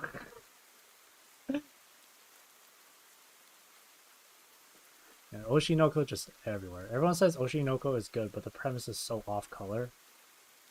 I thought it was weird because all I knew is from the beginning it was like some idol anime. But there was that one moment. I think it was like in the first episode or second or whatever, where the idol woman gets offed. And then I see other like screenshots or clips of the anime continuing on from there. And I'm kind of sitting there like, what the hell is the point of the story? It toes the line a lot, really. I don't honestly mind spoilers if it's Oshinoko, because I highly doubt I'm gonna watch it. All I was told is that it's like my friend was like, I don't want to spoil it. I was like, nah, go ahead, I don't care. And he was like, oh, it's basically reincarnation. I was like, what the fuck, really? for a while I thought it was like Idol Lady gives birth to two kids, she gets killed, and I thought the two kids, as they when they grew older, they would try and figure out who killed their mom. That's what I thought the story was. But after seeing all those like different screenshots online and clips, I was like, what the fuck is this show even about? And my friend was like, no, it's reincarnation. I was like, oh, that's what? That's right. Wait, that is the story? Wait, it is about them finding who killed their mom? Oh. Oh, never mind. Unless it wait, or unless you mean the reincarnation thing. Oh. Huh. It's just a bit odd because the setup is totally in the other direction. A guy at the hospital is a gynecologist for the idol who's 16. Yee. Yee.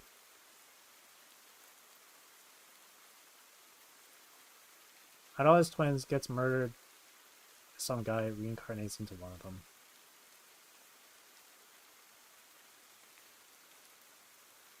That's so...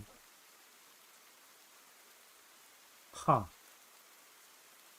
So it's both. So the show, instead of being a plot about teenage pregnancy and idol biz, it just uses the idol girl as a story starter, really. No, that's really what it... No. Well, that's kind of boring. Or maybe I've just... Maybe that's just not my sort of style in anime. I don't know, that just doesn't seem all that interesting. I'm also biased. I can be biased too. All the kids in the show are reincarnations, which I guess is funny. Really? What the fuck? No, I mean, if people really like it, that's cool, I guess. But the show is pretty, just just okay. I guess it's alright. Is it worth all this hype? Not as much. Yeah, I mean, it looks nice. It's definitely colorful. It looks really pretty. The characters look pretty. But, I mean, the story isn't super interesting. Besides, I'm not like super into the whole idol thing in general. After all, I'm a guy who listens to like rock music, like heavy metal, screamy shit. So sometimes anything with pop music, I'm kind of like, stay away from me, devil. Ai is pretty, and Yoasobi did amazing on the song, but the people who like Oshinoko are very normy about it sometimes. I know I could trust a good musician's taste in music. Thank you. I find idol music a bit boring. I find it too cheery and too gleeful. You know? It's too colorful. It's just too colorful. Like, I'm all for happy music and stuff. It just, you know, just not that. Yeah, it's always the same color too. Pink, white, purple. It really never varies from that much. Quietus. I'll let it go through. But yeah. Yeah, the whole idol thing just never was my thing. Oh yeah, and that song Yoasobi did for the anime too. It's not bad. A lot of the fucking shorts or whatever I see on Instagram are always of the chorus, and I'm like, ah, that sounds cool. And then I heard the first verse of it, where it's all like, kind of like rappy or like trap music ish. I'm kind of like,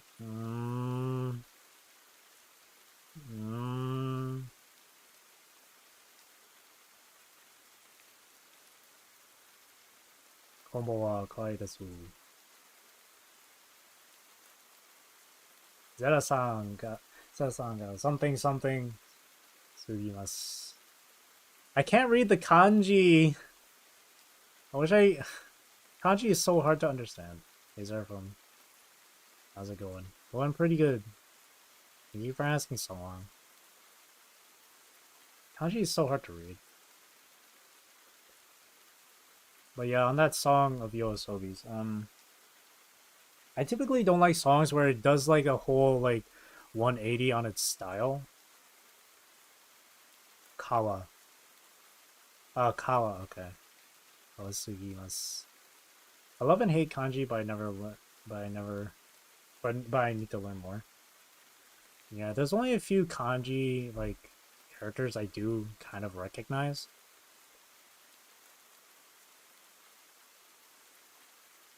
But it's really hard to learn.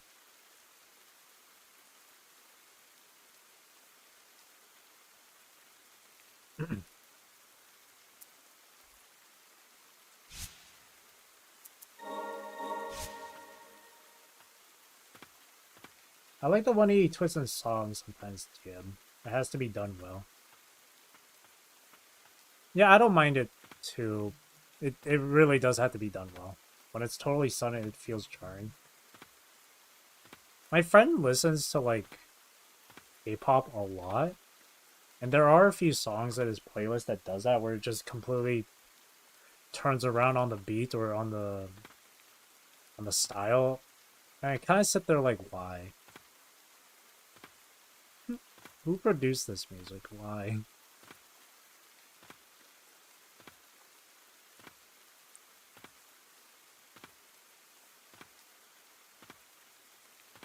Just not for me.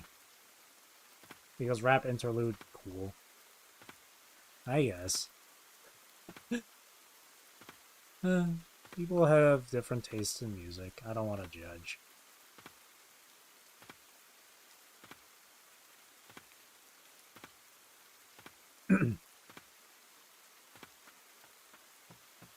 Right, so right now I'm in the middle of New Game Plus for this game. Which I'm not actually gonna like fully get into. I'm just playing it through just for a bit. What else is left to do in the game? Well, well, I actually got every single achievement. So really the only thing, and like I've explored every, before I like fully finished the game, I explored every area. I got every relic, every spirit, every like note and everything. I got all of that stuff. I got her to maximum level. I got the maximum like relic slot number, which is 20, which I wish it was more, but I got all 3 endings. Literally the only thing left to do you can do in this game. Well, actually there's like maybe a few things, but it really depends on the person.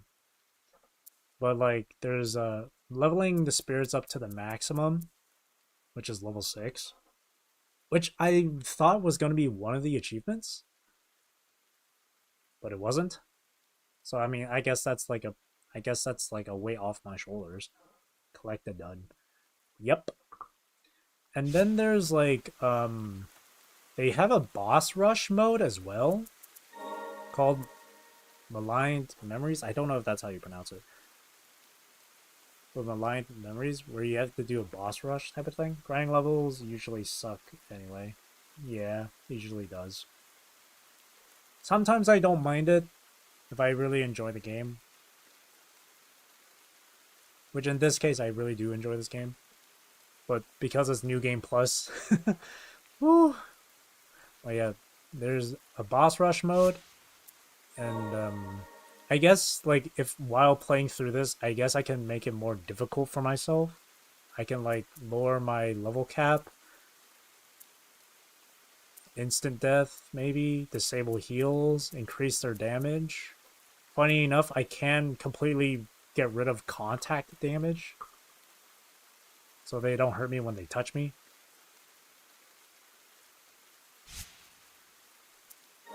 But really, The only two things is just to enhance these to the maximum level or do the boss rush.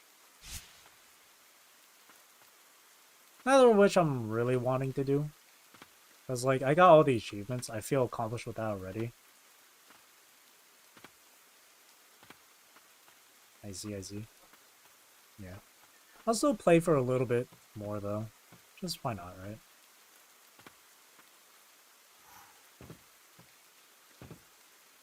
Well, yeah, New Game Plus as well. The enemies are not only stronger in both health and damage, they're faster too. They attack a lot more quickly. And they react a lot quick. They shoot too! The birds shoot too. Ah. I really do New Game Plus these days. I sometimes do it when it's like in the case of like Dark Souls, where to get a different ending you'd have to play through it again. Or unless you like save scum. Which some people do. But I mainly play those types of games on like the console, so like save scumming I don't really do. I'm doing it for Dishonored too, but this is the first time in a while. Oh, good luck.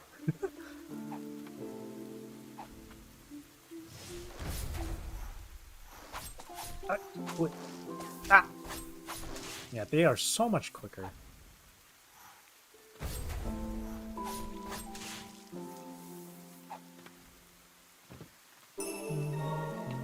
Doing my no powers, no kills, no detections. Holy shit. That's gamer. You are gaming. That is a certified gamer.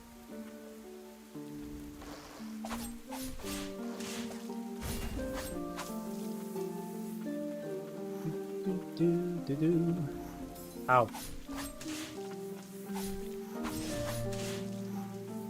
It's okay because I can save scum. I'm a cheater. No shame. No shame.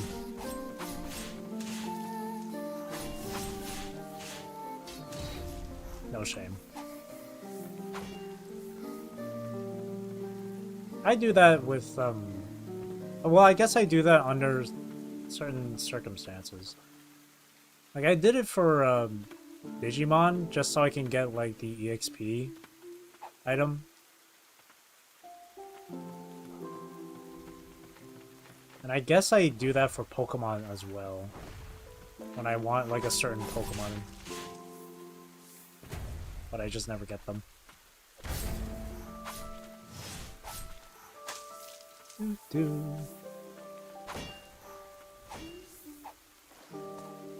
But hey, if it's in the game, why not take advantage of it, right?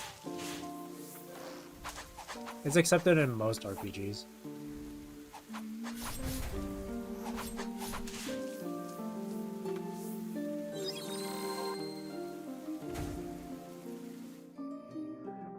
Down into the bottom.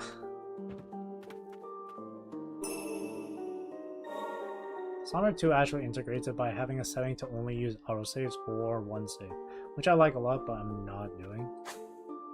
I need one tool at least. Oh. That's interesting. I've never known a game that has like a separate setting for saves.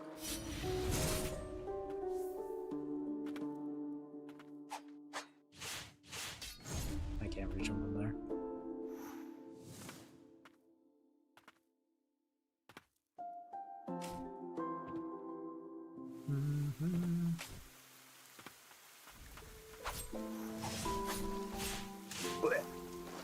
It's kind of like if the game offered a save before a phase of the boss.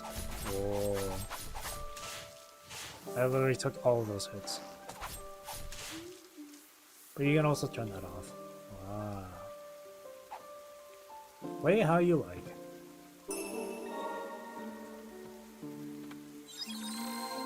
That's cool though.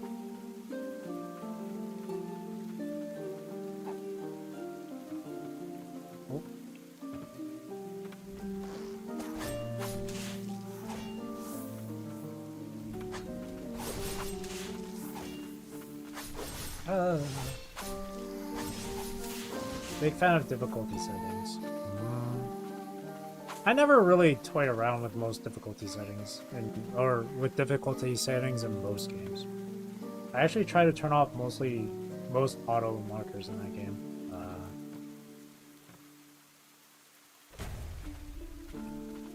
I think the only time I've ever made a game difficult just for my own enjoyment would be FPS games, really. I did it for BioShock Infinite. I did it for the Call of Duty games. I did it for Titanfall. But other games, I mean... Well, Souls games are a given. Like, every time you go into New Game Plus, it's automatically difficult for you anyway. You can't really modify it.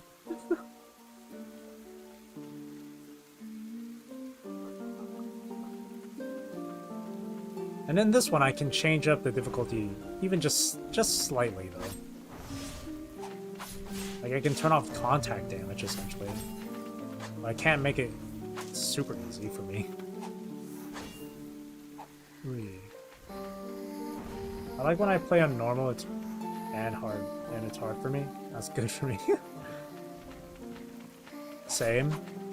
Sometimes normal is difficult. But other games, hard mode is easy. Funny enough, this guy can body slam twice, 3 times in quick succession. This guy's a wrestler. He's Sternritter S, the superstar. Bleach reference. I'm surprised they put so many changes in New Game Plus here. Usually they just add stats. For this game? Oh shit.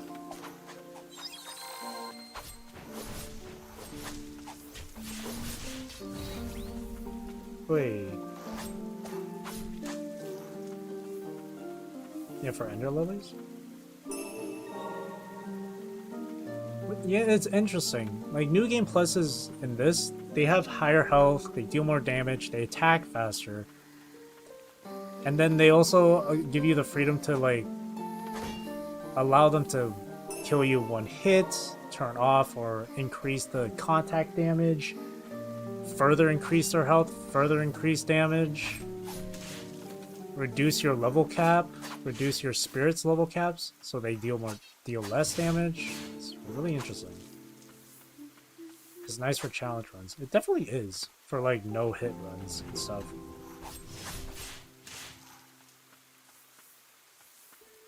For a perfect game, you can enable sandbox mode or go for challenges. Definitely. I do like that there are games that give that sort of freedom to the players. It's really nice. It's pretty considerate of the developers. Big guy.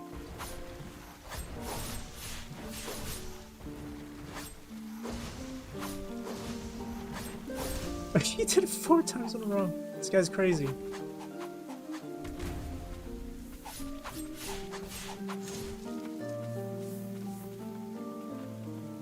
Ah! Ooh.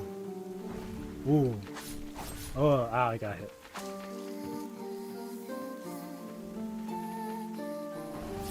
Oh, that's still hitting? I contact damage.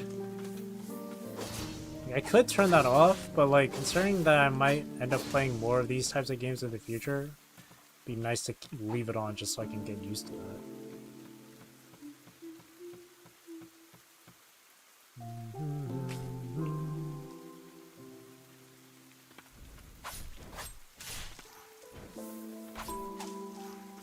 At least these guys drop more rewards.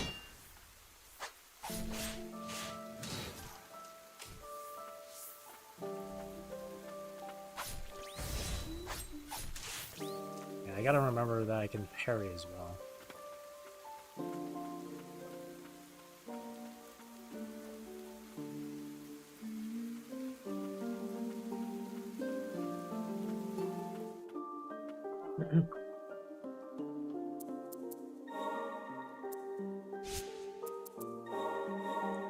Oh yeah, one thing I want to try.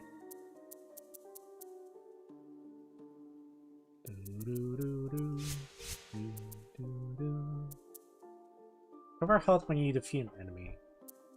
Cover a small amount of health when you deal damage. Some lifesteal stuff.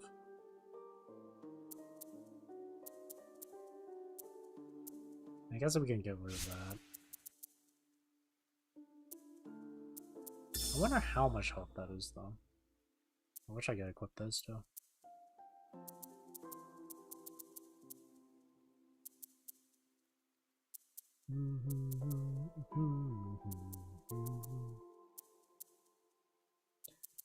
I guess we can do this.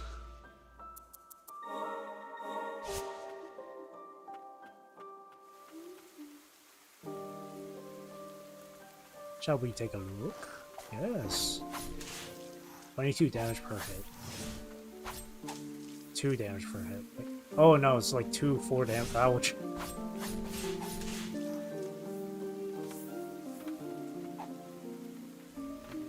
Yeah, I read that. Ow, wrong. Stop. Woo! Oh, I missed. Lifesteal, even though it's a really tiny amount.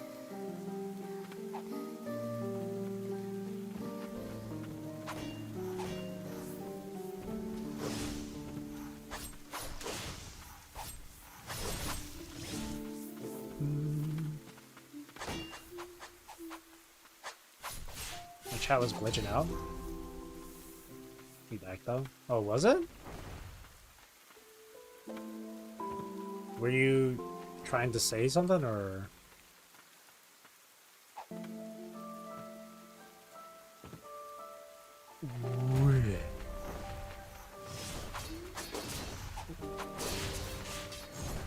Ah. Ow. Ow. Uh-oh.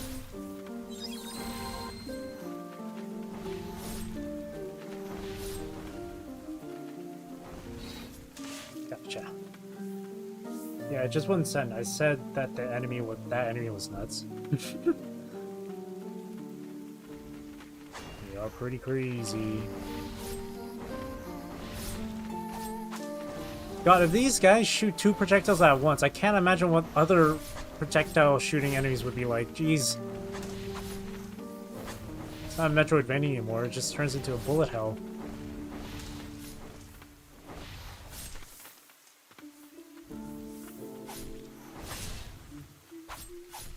Okay.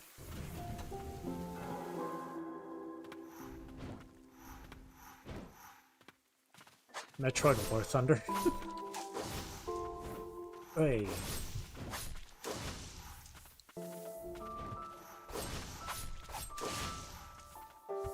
Some water.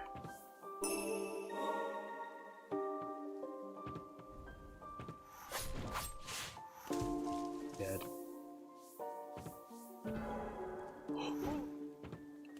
Nice. I don't remember being... Oh, no, I do.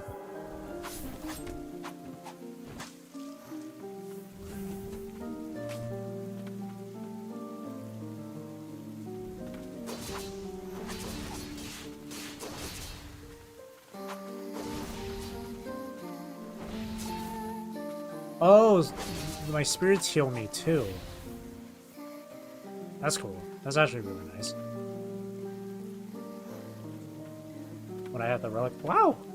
Huh. I wonder if the poison can heal me too, if it's like that. Well shit, I should have equipped I should have had this relic equipped a long time ago then. That would have been so good.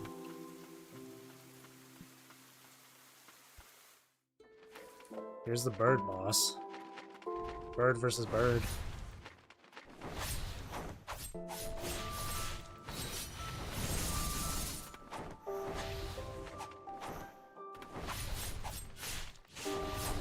Western merchant. This guy's like Gilbert from Bloodborne.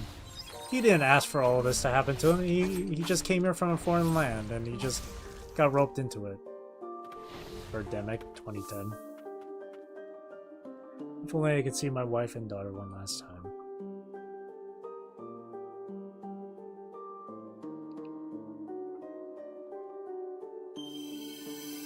Even though we already have them.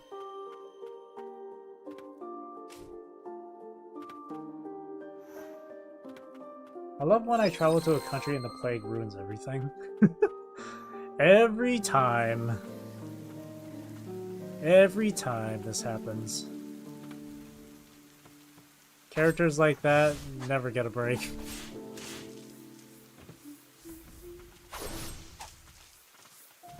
You get used to it. Oh, that hit me? This guy's nuts. Look at him go.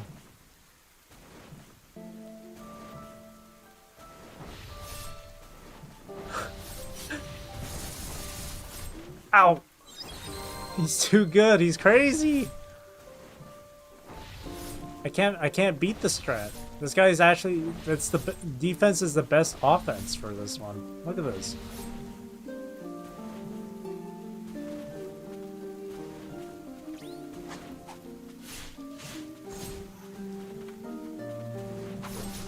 Okay.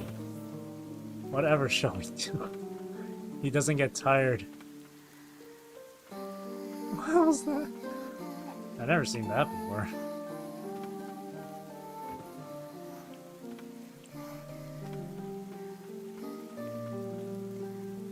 Yeah, I guess the only reason why these places are now highlighted blue is because some of the items and mini bosses refresh.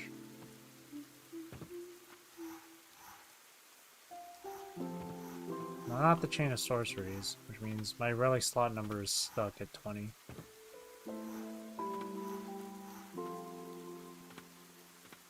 I was never one to do challenge runs. So I was thinking of like, if there probably was someone that did this game without relics equipped at all.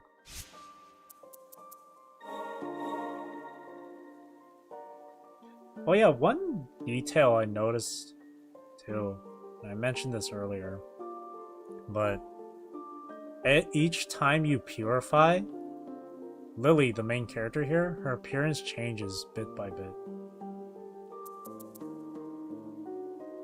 Those like dark red like streaks of hair she's got on her, that wasn't there originally.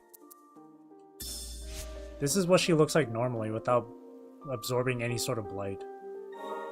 And this is what she looks like now from me purifying like 3 people. Her hair at the bottom gets darker and she gets 2 strands of hair that's black. That's always so cool. Yeah, I noticed that when I finished the game. I noticed it when I finished the game. So the game gives you these 2 items, where this one reverts her appearance to when she wasn't absorbing blight, and this one's her appearance with full blight. That'd be something I think related to an ending.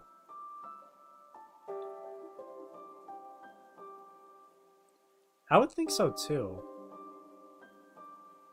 So shadowy. Yeah. She absorbed so much blight.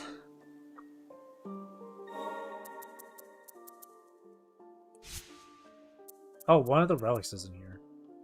Oh, because it's a story item.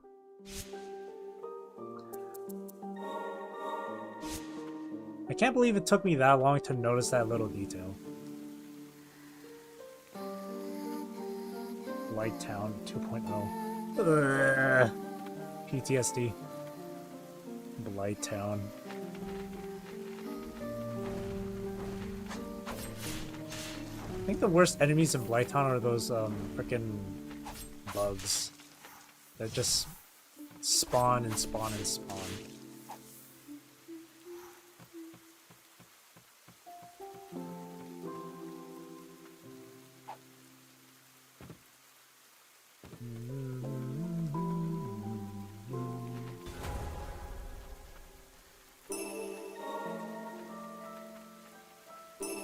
Blighttown wasn't as bad as Demon Souls Valley of Depravity. I've still never played Demon Souls.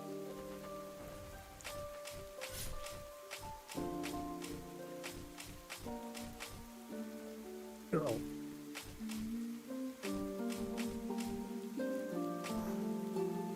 Ah! Hang on, let me switch over. Oh.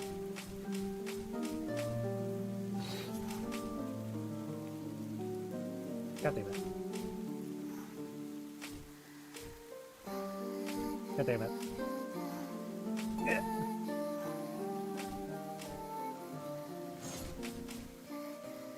Still pretty good game. There we go. I like it more than Dark Souls and Dark Souls 2.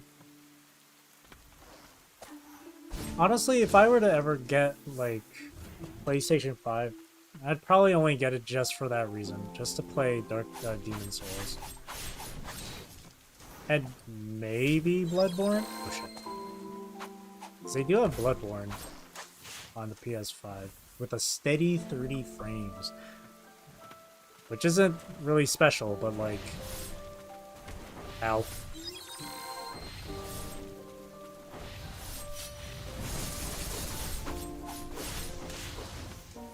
I want to play Bloodborne. How about Sekiro? I don't think I would have the patience for Sekiro. Like, I've seen some gameplay of it. I really don't think I'd have the patience. Ow.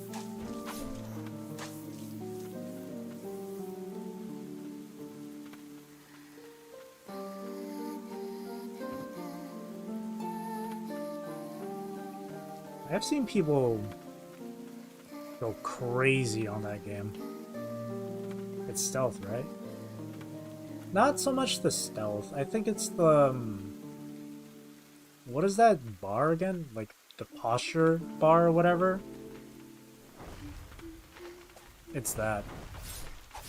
I'm intentionally just taking hits. Yeah, I think it's that. It's that. Because from what I've seen, it looks like you have to hit the enemy a lot for you to break posture. And sometimes it can take a while.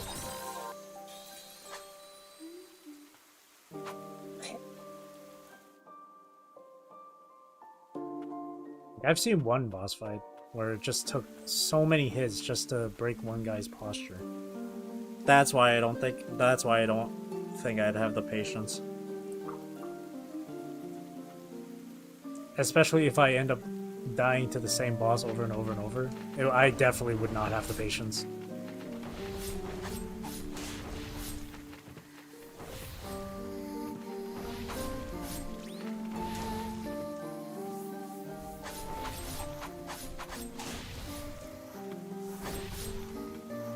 Honestly, mood. I'm impatient. Same? I am an impatient person as well.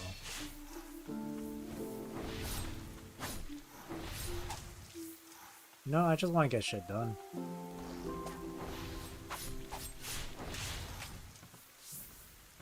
I like to go, go, go.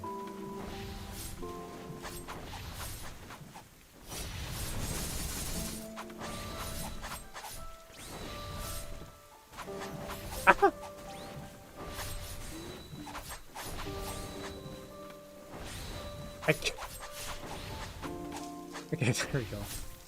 The constant parries.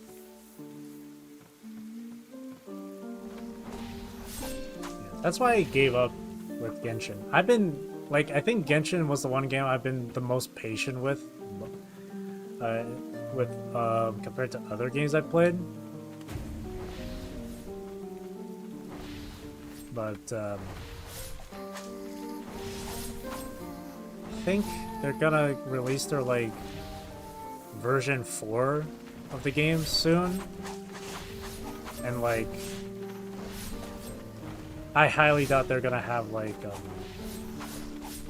a skip button for dialogue and cutscenes by then. That's why I gave up and uninstalled that game. It's in a week or so. Yeah, nothing on that. Yeah, okay. Then that's a no-go for me.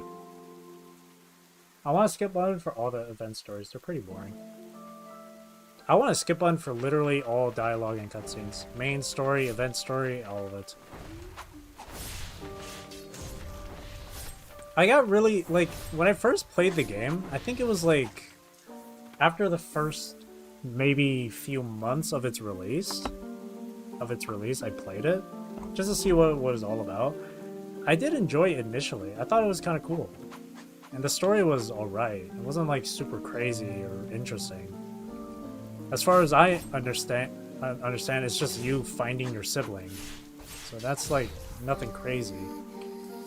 But by the time, but when I finished the Liyue arc or whatever, that moment where like after the moment where like Ningguang chucks her fucking palace at the sea monster or whatever.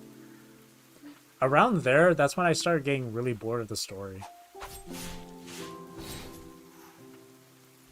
I was like, oh, so aside from looking for your sibling, you're kind of just going around helping these countries for whatever problems they're currently having, and then leaving, only to go to another city to do the same thing. Going around getting wrapped up in political disputes is a slow burn. It's really boring. It's just the same thing.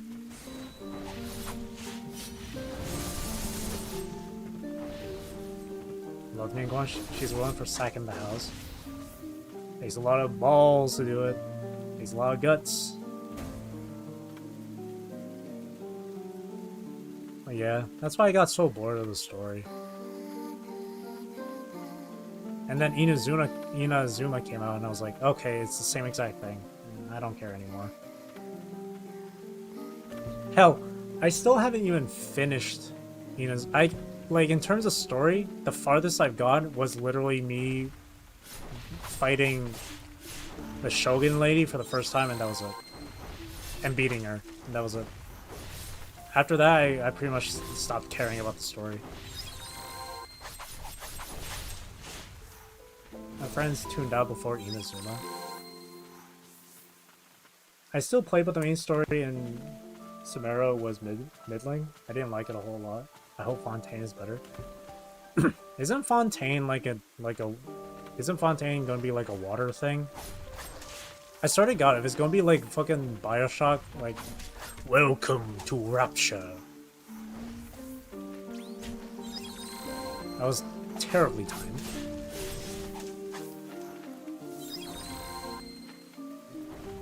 It's a city on top of an elevated continent. So there's a huge waterfall around it. Oh, I see. Well, that doesn't sound very interesting. I would have settled for a Bioshock copy. Underwater city sounds cooler. You can swim in the waters. It's more reef than deep seas. Oh, I see.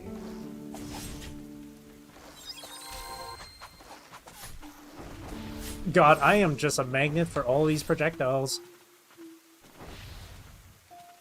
There's some Mario Galaxy style floating water cubes.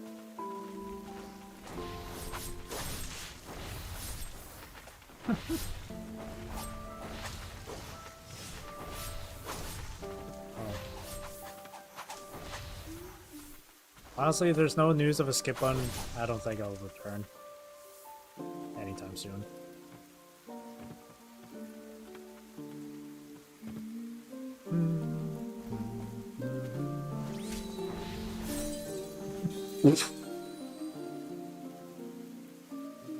Or exploration. It can get boring picking up chests. Don't get me started on that shit, man.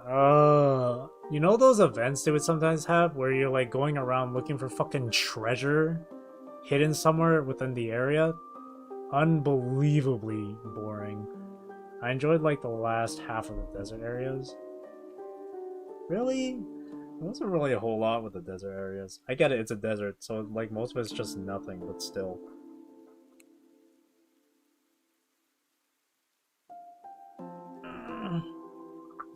Stretch. I might need to rethink my strategy here. I have Sayu. She rolls on this. Oh, her, the little roly-poly-oly girl.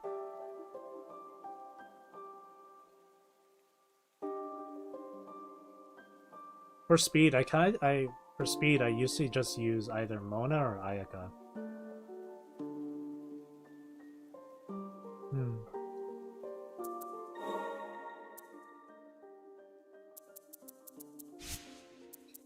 Boom, boom, boom.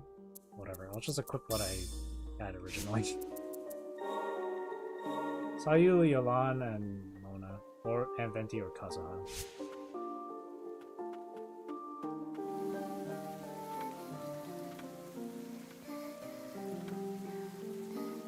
There's only a select few characters that I had that I would actually like use.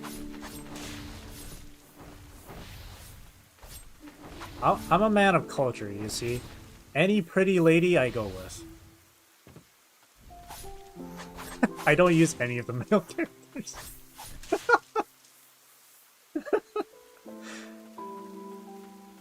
Oh, I'm so lame.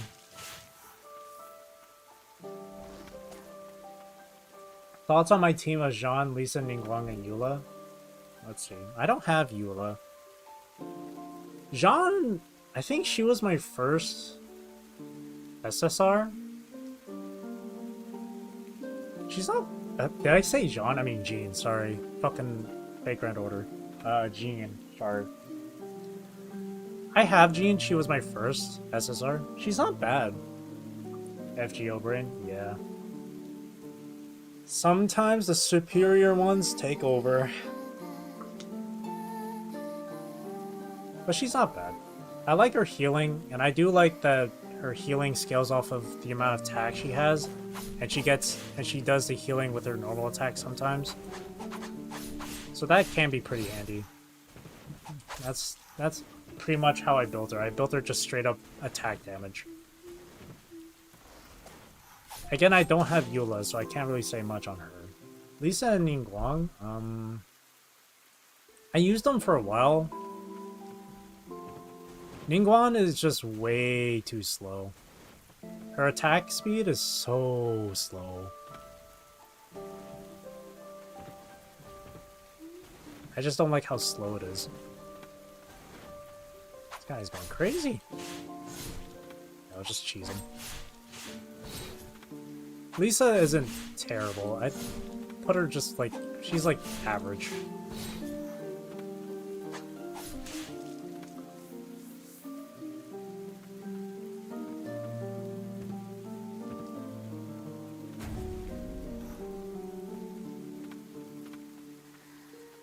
I actually never fight with them. They're just my faves in character and story. Oh, I see.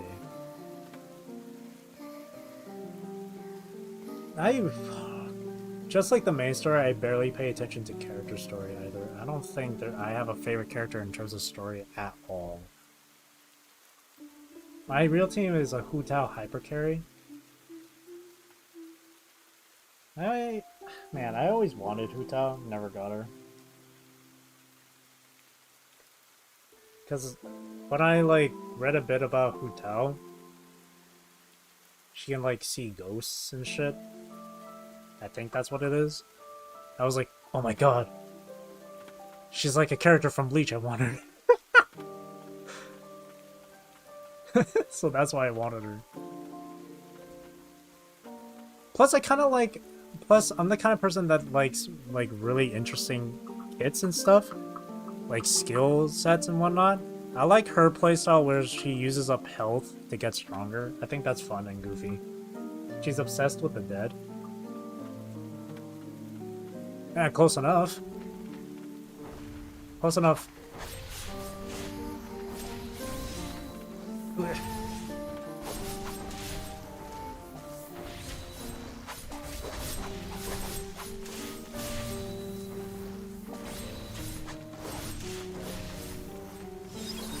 So, funeral parlor owner. Conflict of interest with the hospital. That's funny.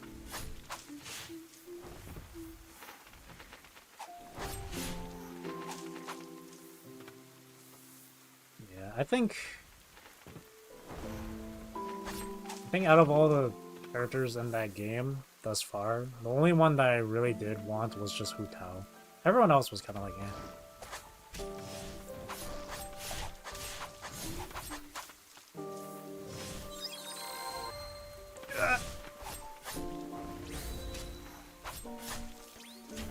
Oh.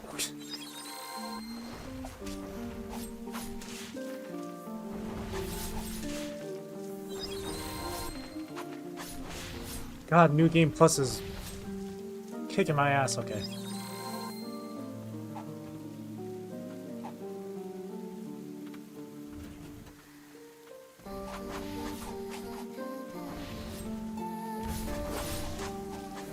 It's another jumping dude. Ow! Yeah, my wolf can take care of him.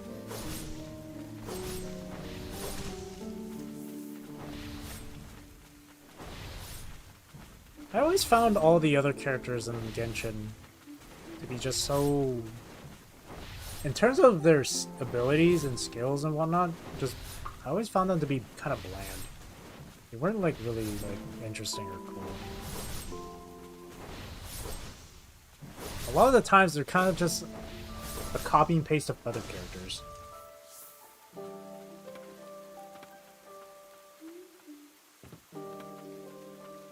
Which is honestly the main reason why I found them to be just so boring. The gameplay is a bit boring. Gameplay in general for Genshin isn't like the most terrible thing.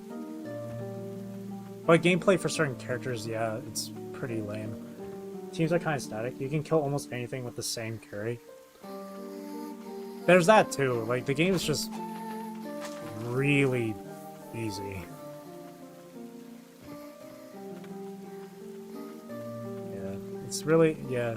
Both the team and both the characters you have and the enemies you fight really are not like entertaining or interesting in any sort of capacity. Jump into the water, dude. Nice. He did the thing. I wonder if I can reach that. Nope. But yeah, you can pretty much kill just about anything with anyone. For me, what I would do sometimes is just I have Ganyu, and I built her like I made her like crit based and stuff.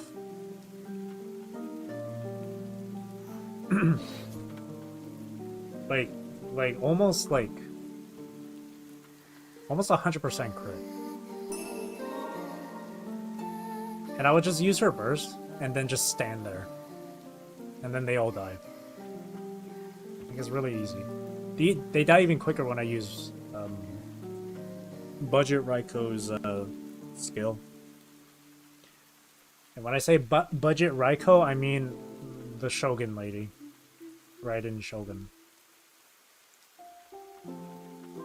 I call her Budget Raiko because she literally is like Raiko from Fate Grand Order. Ganyo's so good. Yeah, she is pretty good. As if the game wasn't easy enough. I'm missing something here. What am I missing?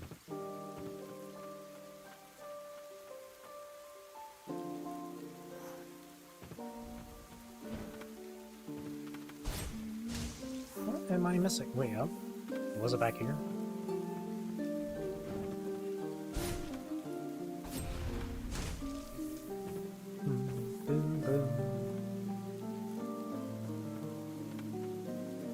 I'm missing something. But what, pray tell?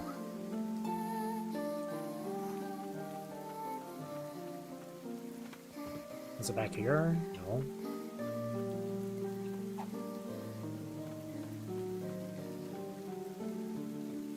Interesting. Oh, shit.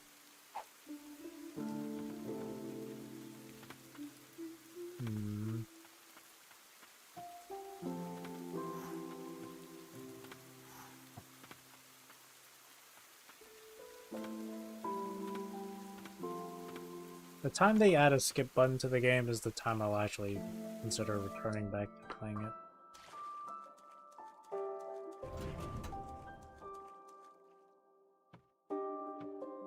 That way, like, all I care about is progression.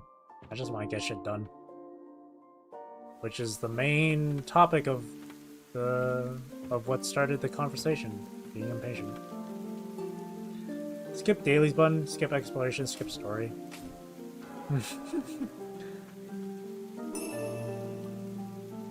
Yeah, the exploration is kind of meh. The one thing I'm really tired about with some of the exploration is the whole puzzle thing. Like, I'm just so tired of that.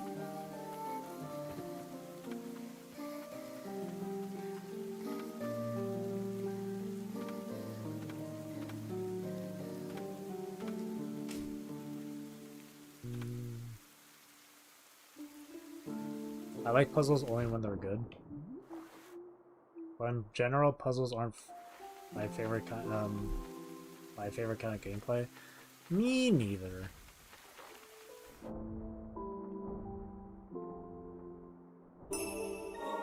Just not interesting. Ow.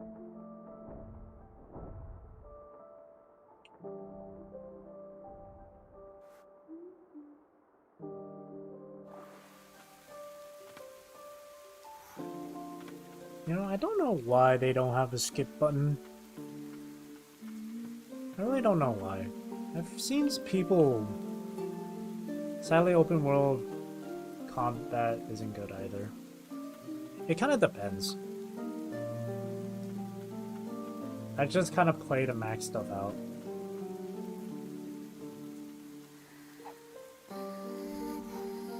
Before I quit, I was playing just so I could see what the fuck is the next update. If it includes a skip button. Honestly, before I quit, all I ever did was just log in, check the news, nothing important. Okay, I'm done. Done for the day.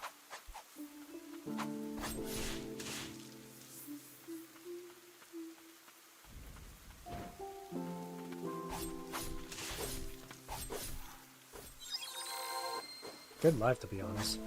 Yeah. Like I said, I was patient enough with the game, but I was like, nah, I can't have that anymore. Hell, not only would I log in just to check, like, daily news or mail or whatever, I also would check if there was, like, any opportunity for a, survey. Shit. So every time I do a survey, and they're like, "Do you have any suggestions you would like to give us? Please leave a comment down here in the text box below." And I'm like, "Yeah, add a skip button, please." Do that every survey. You're carrying the fandom on your shoulders. It's not a lot, but it's honest work. I tried my best. Hell, even when I was off the game for like a week, and then I came back, most games have that like returning player thing, right? They have that for Genshin, and they were like, here's a survey. We want to know why you stopped playing, and then why you came back. I feel the reason there's no skip button is because they pride their writing too much, but the better concept is just they don't want to add an archive or story history. I'm pretty sure they already do have an archive thing for that. I'm pretty sure they do. I remember seeing it once. And I don't mean like the regular archive for like weapons and like game mechanics and whatnot. Oh yeah, the book. Yeah, they do have that. But you can't view cutscenes again. Oh, that's true. I mean, not that there are cutscenes. What fucking cutscenes were there in the game? I guess, yeah, major story was like from Mondstadt, Lilies, Inazuma and shit, I guess. But like, it's not like it's not a hard ask. Like, they absolutely, most definitely have the money to implement it. There's like 2 or 3 every area, I guess. Seems right. Yeah, seems right. But they definitely, but again, they definitely do have the money for it. I don't know why they're being so ass about it.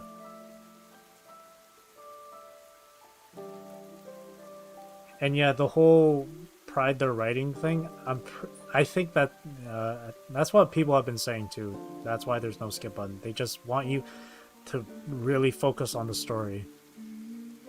All the money went to Star Rail. Blech.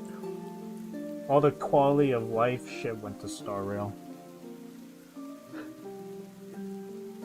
For them to release another game like that, it's pretty obvious they only give a shit about people's wallets.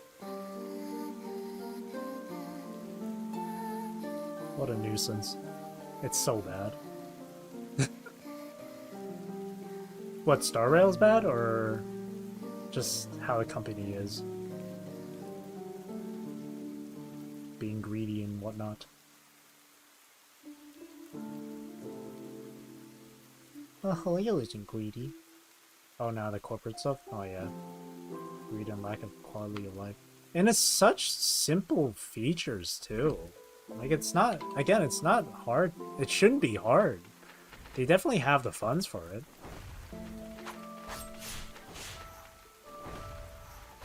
Ow. Okay, well, I timed that terribly. Face me. Okay. We missed.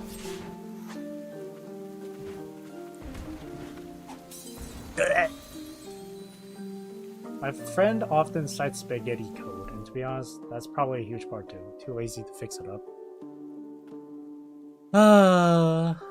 Incompetence is what I'll chalk it up to be.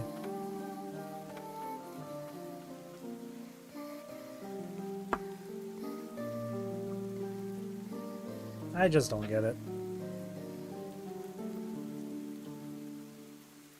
I hate it when, and the whole, and continue on with that whole, its story is so good, that's why they won't add a skip button thing. At the same time, this is MiHoYo. True. Yeah, within that same vein though, it's like, bleh. Genshin is like the biggest mobile game phenomenon ever. If they can't afford it, who can? True. I don't know how that got so much popularity though, I wonder. Because it's anime.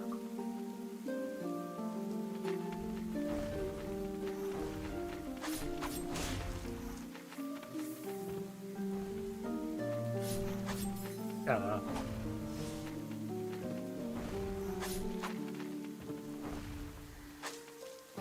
Honestly, I don't know either. It wasn't even advertised much. Yeah, I don't know where all that came from.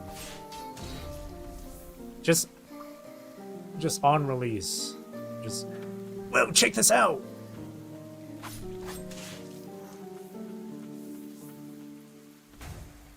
It's like that frickin' like soy jack meme. Where they're just pointing at it like, yo!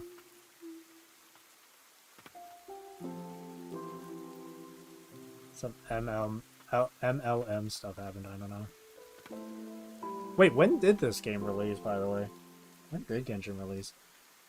Maybe it got popular because it was released during the time of the lockdown or quarantine.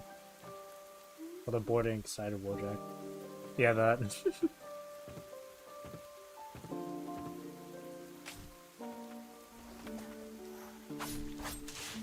The game came out like 3 years ago, right? Or 4 years ago? Indie games pushing the bounds of what it means to make a game fun. Anime open world. See, all that matters is cute anime girls.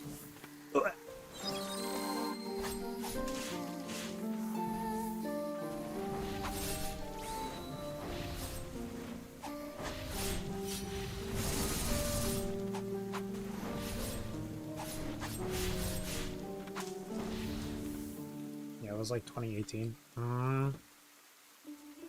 Oh, I see. Then I guess it rose to popularity sometime late 2018 or maybe early or after it. Because lockdown happened in, I think... Oh, wait, no. Yeah. Because COVID-19 really started to get right. Because COVID started to rise in 2019. And then it started getting crazy in 2020. I'm pretty sure.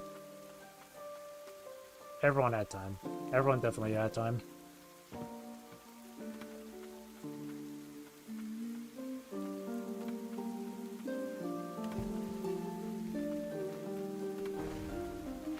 Man, it really came out that long ago, huh? All this 2023 and they still don't have the brain to add a frickin' skip button.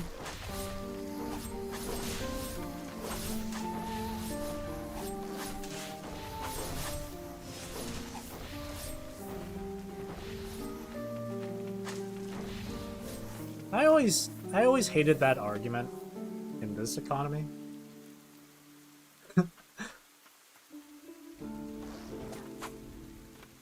But I always hated that one argument people would make for Genshin not having a skip button. Nani? I didn't even notice what was hitting me. When workers cost more than 30,000 a year. But yeah, people always made this argument defending them for not having a skip button. It's a story-driven game, therefore it shouldn't have a skip button. May I present to you Final Fantasy XIV.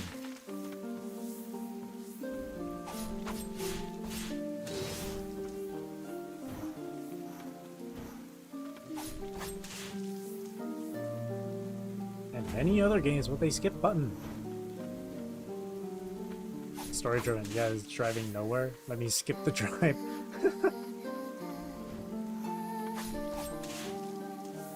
I always hated that argument. For real. Hell, Fate Grand Order, when they do their story, it's done in like a visual novel sort of style. And even they allow a skip button.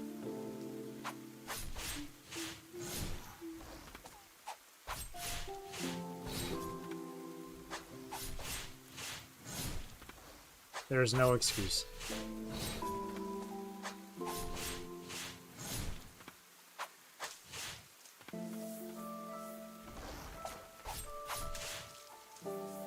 Are an option. They indeed are.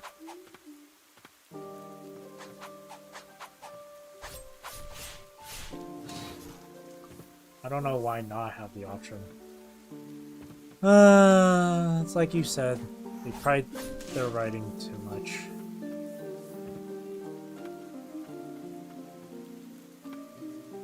I also another like another take that people would make sometimes too. Only a few people, but like I hate the ones that are like, hey man, if you skip the story and you complain about and you are asking about what's happening, hey man, that's on you. It's like, if people skip the story in the first place, that means they don't care. So why would they complain about what's going on later on? I can never understand that. I can never understand that. It's a bullet hell. Ow. So when you actually, I have a story about that actually. Oh, do you? Oh, I can't wait. You used to watch this Genshin streamer named Toronto?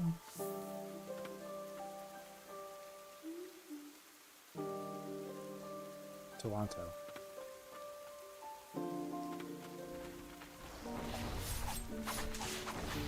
But he was doing Inazuma World Quest and constantly asking what was going on, skipping every dialogue box, and saying, I have no idea what's going on. Oh! Got some distance on that one. But he was actively just mashing A and not reading. That's me too. So I was like, of course you don't. You aren't reading.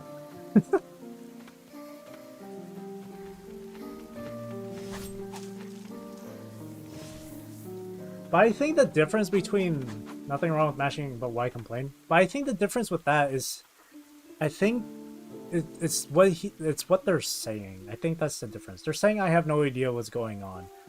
I think that's a way of saying, like, I have no idea what's going on and I just don't care. I guess I feel like they were just trying to say that just to let people know, like, I don't give a shit. Compared to something like, what the hell is going on? Like, they're not saying it as in a form of, like, a question, you know? I feel like that's where the difference lies.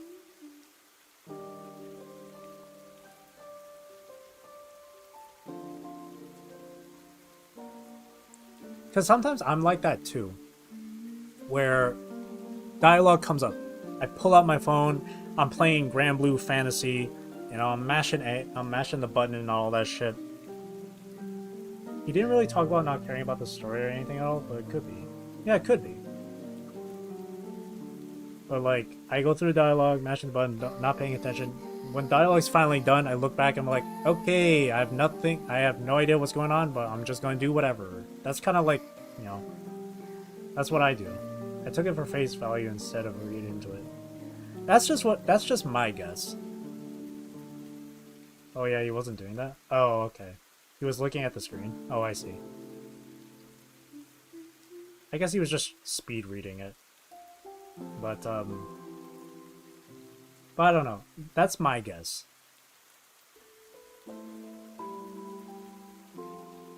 That's just my guess. As opposed to someone like watching a cutscene or whatever, and then going like, "What the hell's going on?" and shit.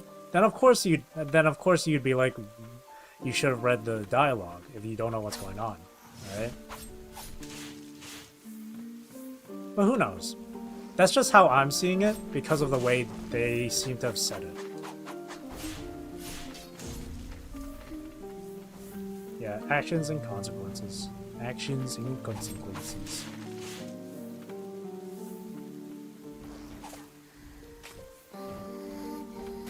Ah! Freaking structures. Ow.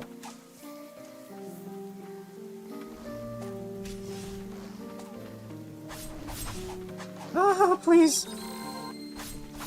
Ah, please. Stop. Bullet hell. This is Ender Lilies, not Toho. Oh.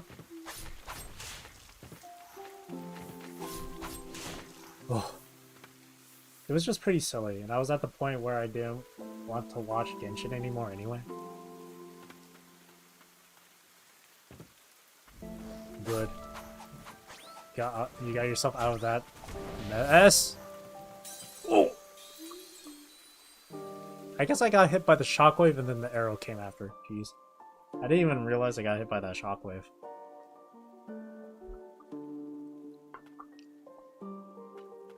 New Game Plus ain't no joke.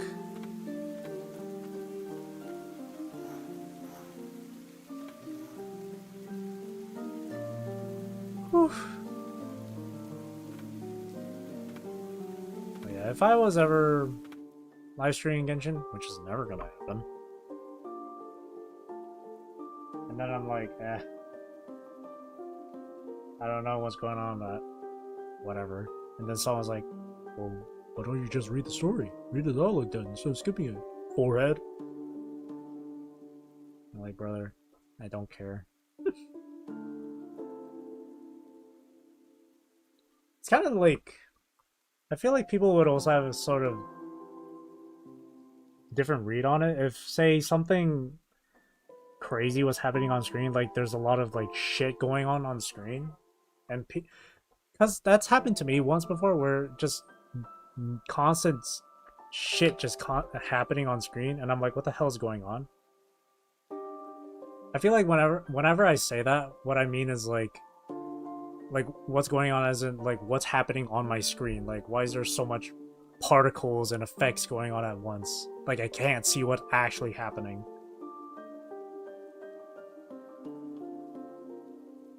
I'm an advocate for not caring about filler dialogue, but it was also a good world quest, and people were telling him it was good, but he kept skipping it, so he definitely didn't care much. What was it, Inazuma?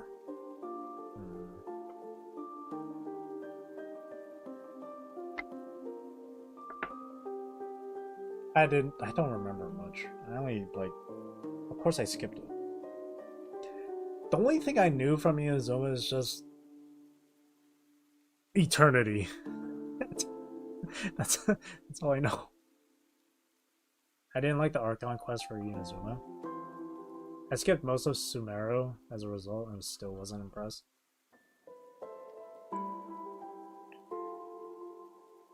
All I know, and I've only seen this because I only know this just from like a meme I saw. Basically, Sumeru's problem was like people just didn't respect their Archon or some shit. I don't know. I remember seeing a meme.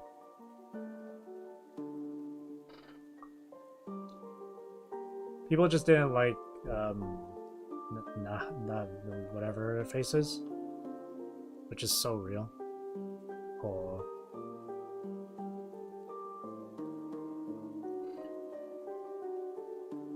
That's so boring. That's it? That was their problem? That's kind of lame.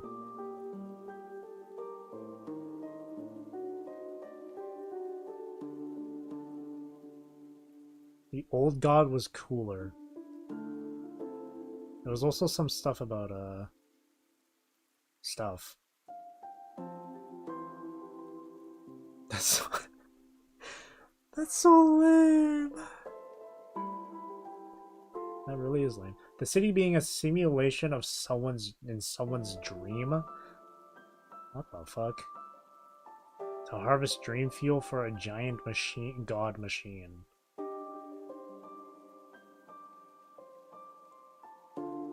See, See, the first part where it's like, people just didn't like Nahida. It's like, oh, well, that's lame.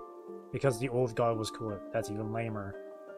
The city being a simulation in someone's dream. That's actually kind of interesting.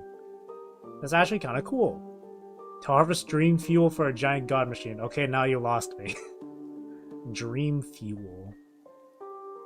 Now, I don't know why, but that feels like more of a stretch than the simulation thing. To me, that just sounds like more of a stretch. Or more of a reach, rather. Like, I feel like they're trying too hard for something...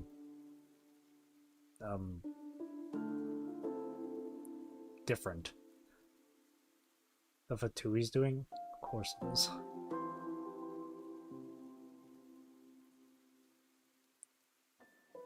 Scaramouche. The character with the dumbest looking design wanted to become a god for revenge. Yada yada yada. Revenge this, revenge that. So he takes advantage of Nahida's unpopularity to say, hey, we can make a new god.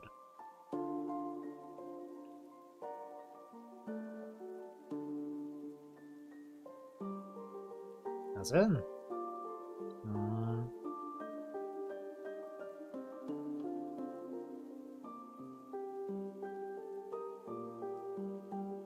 Revenge.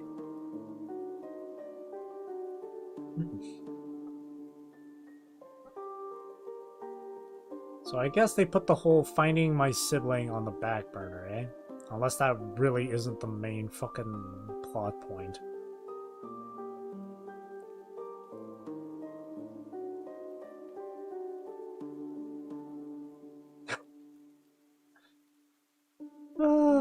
I must find my sibling, but first, let me help you with your problems. Nobody gives a crap about the sibling. Yeah. I stopped giving a shit.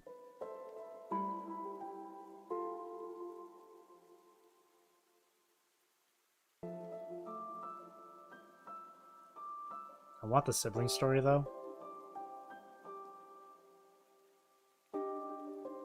Because it's the main story. That's all the good stuff. Honestly, I'd probably be okay with that, too. All this going to city or going to region just to help people out with their issues. Bleh. They're just giving us a little tour around the world first. It's taking a long ass time. It's a long ass tour. I want off this ride. I want off this ride. A tour that's taking 8 years in real life. I want off this ride. The only tour I want to be on is of, hang on, let me see. This is the only tour I'd want to be on here. I want to be on a tour where my tour guide is Tour Guide of the Underworld. That's the only tour I'd be actually interested in. All hands must remain inside the vehicle for 10 years. This is the only tour that would actually be interesting.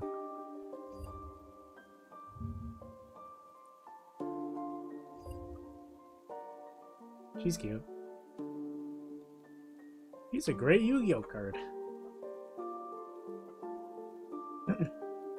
But yeah, Tour Guide of the Underworld is cute. A lot of other Yu-Gi-Oh cards of girls are cute too.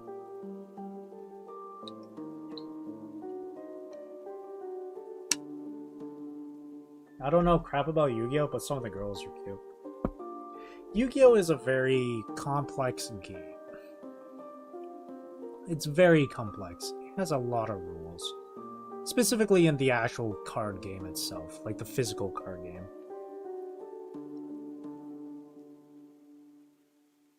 But, hey, cute girls are cute.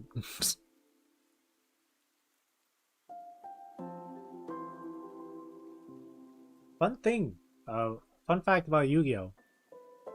The artworks in a lot of the cards aren't just for show.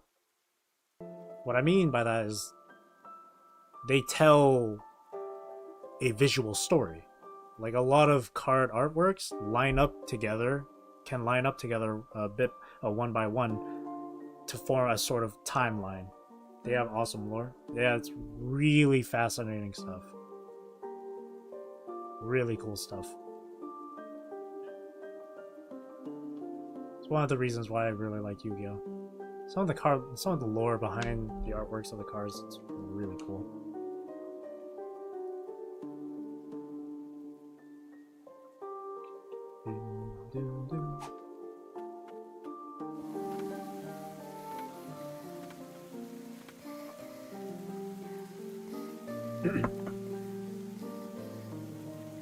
Oof.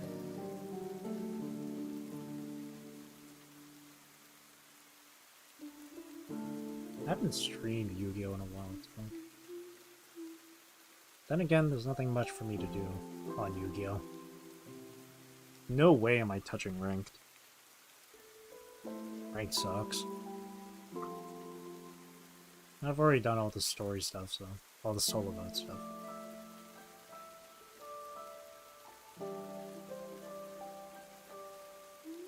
Again, Yu-Gi-Oh! Is very complex. If there's ever a time you want to learn about Yu-Gi-Oh! I mean, it's a lot of learning. It's a lot of learning.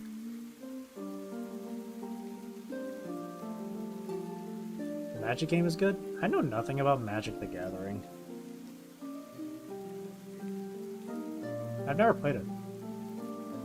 Other card games I played would be like Hearthstone and Shadowverse. To be fair though, those two games are very similar in gameplay. I just like Shadowverse because of anime characters. I played Shadowverse. Favorite main? I really like Shadowcraft. I used to like Bloodcraft, but Shadowcraft I think is my favorite. Or was my favorite. I don't play it very much anymore, so I like Shadowcraft. Shadowcraft girl. Luna, right? She's adorable. I'm an Arista guy though. I like Elle. She's cute too. But yeah, Shadowcraft ain't bad. I gotta say though, there are some in the story and campaign though, there are a few like bullshit stuff though. Like I I don't remember specifically, but there was a boss in the campaign that was just absolutely stupid broken. And it took me multiple tries just to beat him. Had like 30 health or something. Good thing I stopped playing early. Be like me. Just only ever play bots. Only play against bots.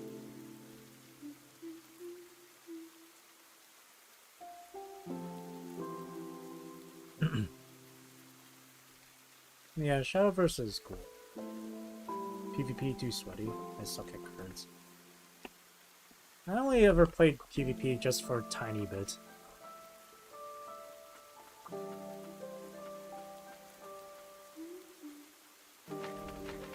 But yeah, it is pretty sweaty.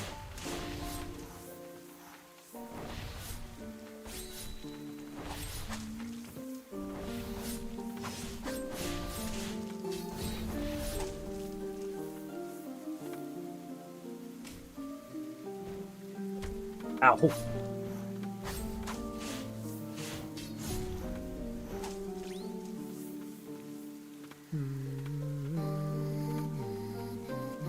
Maybe I should just rush this one.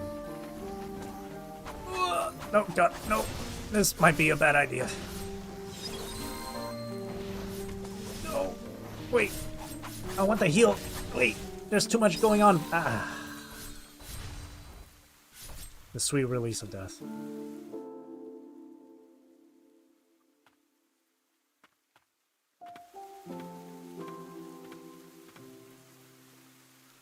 I don't know what's more... I don't know which PvP is more sweaty. Yu-Gi-Oh! Or Shadowverse? I have no idea what's going on. There's too much commotion going on. Too many projectiles. Yu-Gi-Oh! For sure. I'm thinking about it.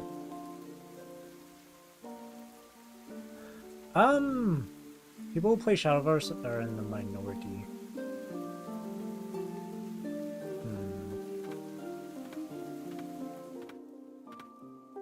Yeah, I guess, yeah, Yu-Gi-Oh! Is a bit more sweaty. More mainstream, which means it attracts more well-power gamers. I think.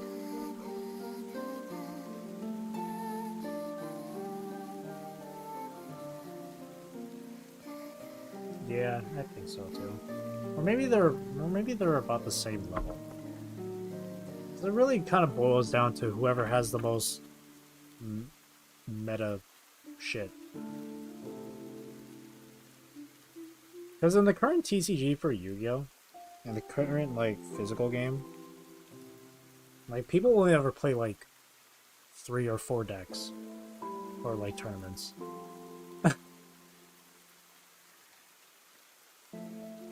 Well, at least the ones who, like, go in top, like, 4 or some shit.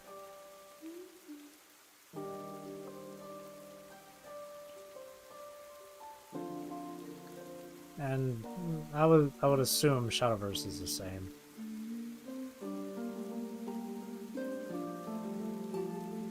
Boring.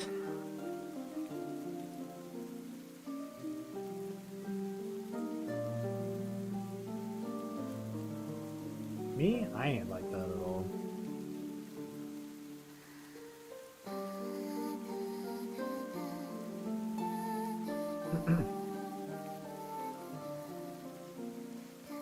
I always play like the rogue stuff.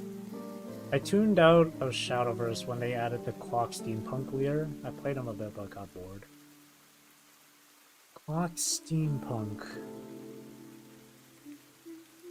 Clock Steampunk. Steampunk. Steampunk. Which leader was that?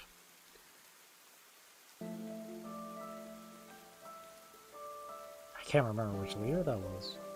Did he have a hood on?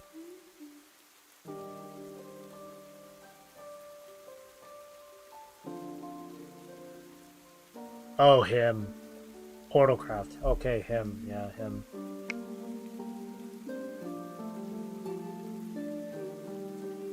Okay, I know who you're talking about. I forgot his name.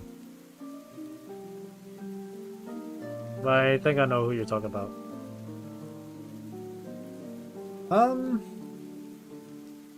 For me, Shadowcraft has been like on and off. I think the last time, guy from Portals. When was the last time I played this game? Shadowcraft, I mean. Shadowcraft.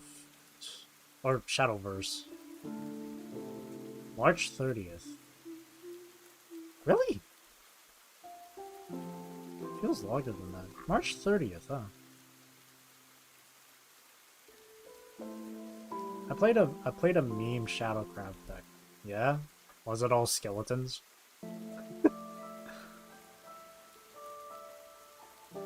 My entire deck was built around Deathly Tyrant. Forgot what that card does.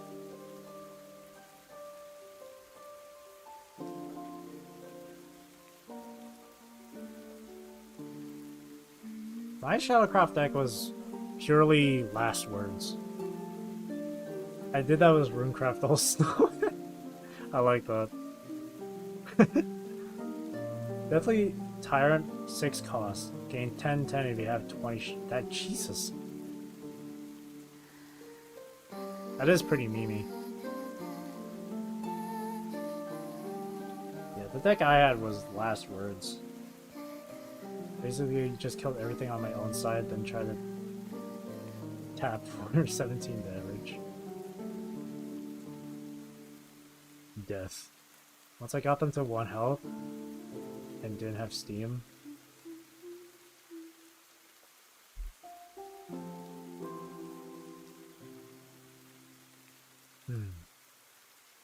That's funny.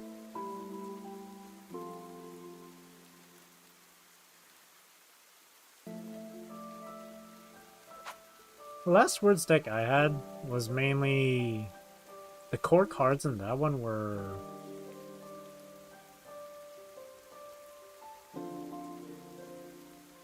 what's his name again?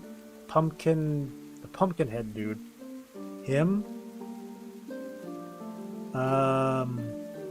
Nightmare Devourer and that 2 cost card. She looks like she has like an Egyptian name or something.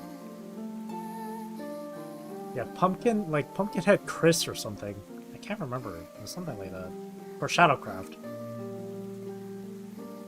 He has the effect where if you have 10 or more, he has an effect where if you have 5 or more followers with last words destroyed and shit, he gives everyone. No, he spawns another follower, and then if it's 10 or more last words destroyed, it's the same thing. He summons 1 follower, but then gives everyone ward.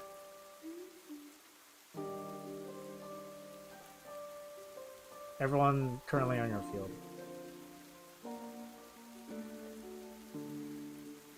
Well, that one. Well, he's a fairly he was a card that came. I'm guessing he was a card that came out way after you stopped playing.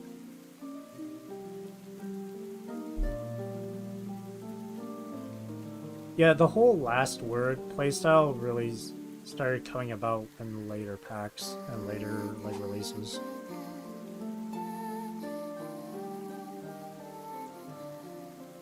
And Nightmare Devourer also has a last words effect, but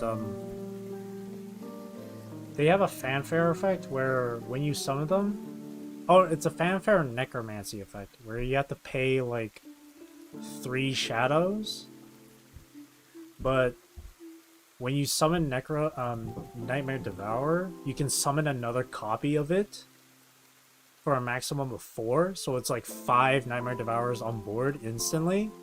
But you have to cost 3 necromancy for each one, so it's like 12 total.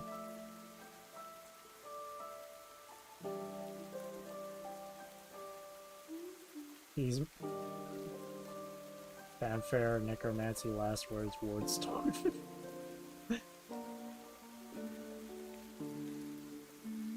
But yeah, Nightmare Devourer is really good.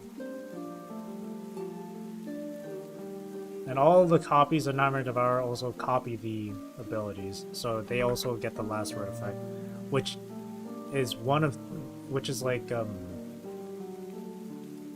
which heals, which can either, I think it has like 2 separate abilities. It can either heal you for 2 defense or deal damage? I can't remember. Or maybe it was just the healing. And then the other core card, the one that costs 2 play points. Forget her name. I think it starts with a T. But it's similar to Pumpkinhead Chris, where if it's 10 or more followers with last word destroyed, whenever she gives a passive effect to the leader and it's a permanent one, it stays for the entire duration of the match, where any follower you summon immediately gets a last word effect that deals 2 damage whenever they die. No idea. I forgot her name though. Let me look her up.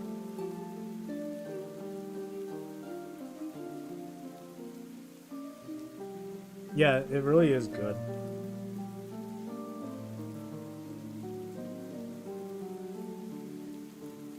So if I had like all of them combined together, it's just ridiculously strong. So if they destroy my followers, they have to take 2 damage. Either the leader or their followers take 2 damage. It's random. If it's just the leader, then the leader's just gonna take the 2. What is that card? Shadowverse.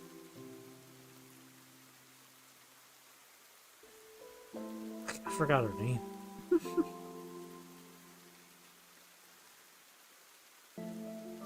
Shadowcraft. I banish all. I don't know if there is a card like that that banishes everything. I don't remember. I'm trying to find the card.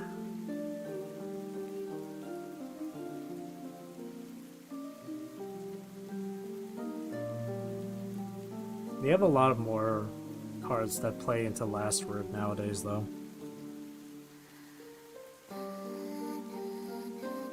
And really, really strong.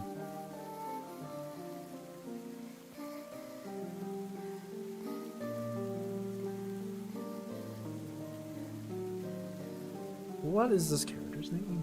There's just too many cards. There really are. There really is a lot. Can't remember what this card is called. I have to resort to watching an actual freaking YouTube video.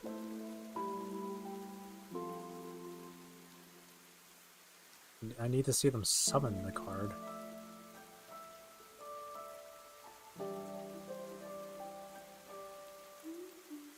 Let me see.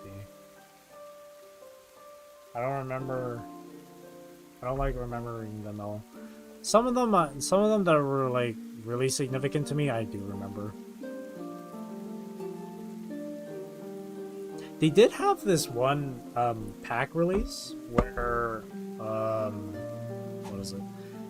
Where it's called Ultimate Coliseum. It was really cool. Because each of the crafts, because the cards for that one, the cards for each of the crafts in that pack had like a specific sort of game play style. Well, some of them did, I guess. And there was 2, and 2 of the crafts had, or maybe 3. No, 4 of them. 4 of the crafts had like Eastern themed cards. Swordcraft had samurais.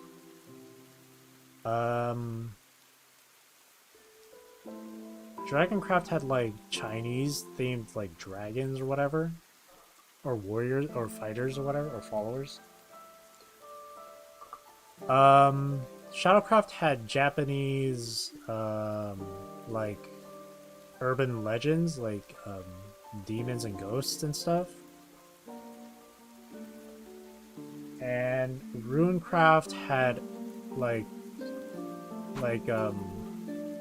what are they called? Like sorcerers or exorcists. They use like talismans and stuff, which I thought was really cool.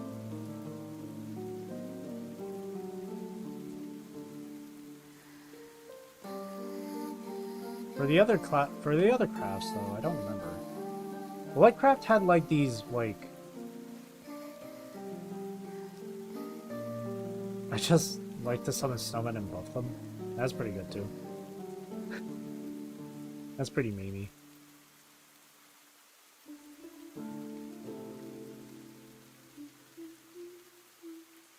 But yeah. There's one Shadowcraft card that I really like because of the art. It's Ginsetsu. Nine-tailed fox. Ginsetsu. She's really cool. She's purty.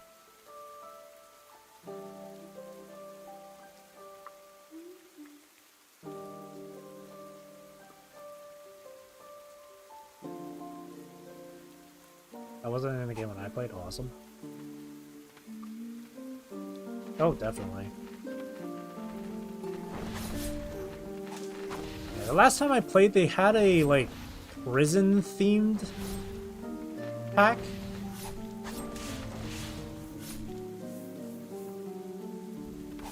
And like they had like follower cards that were like the wardens of the prisons and then the prisoners themselves and stuff. I think that was pretty cool.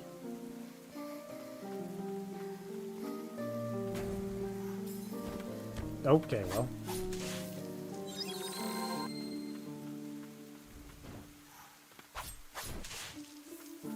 They probably had like one or two new packs since the last time I played.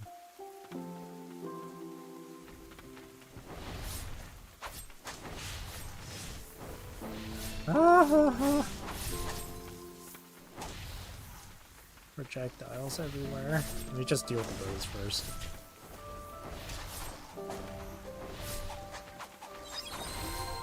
Ow!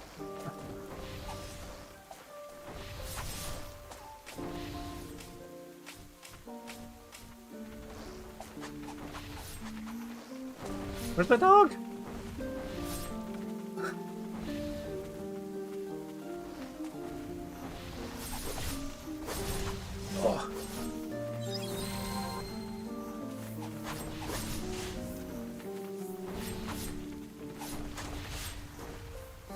Oh.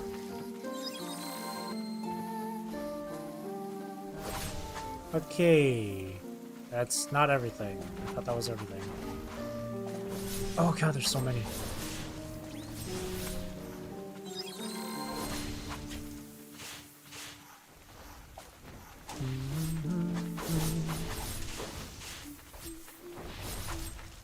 There we go.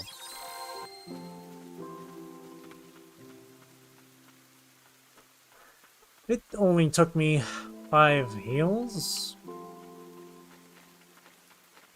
Oh joy.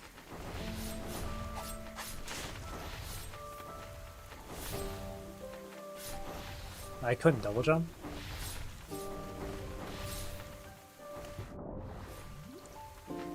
Ow.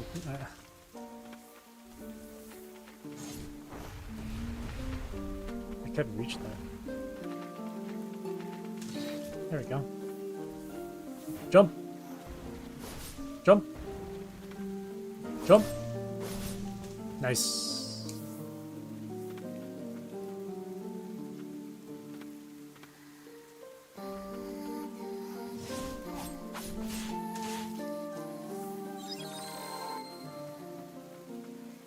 Oh, that's where I died. Well, that's far. I have no heals. I'm gonna say I gotta tough it out.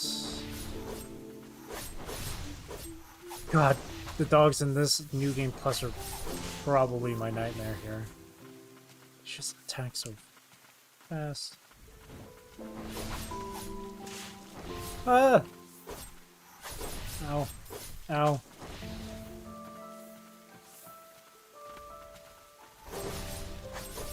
Jeez.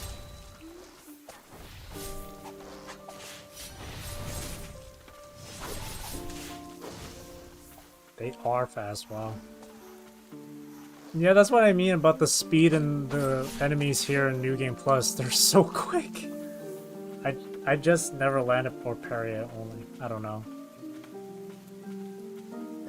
I feel like dogs in any type of like... I don't want to call this a Souls-like. It's not a Souls-like.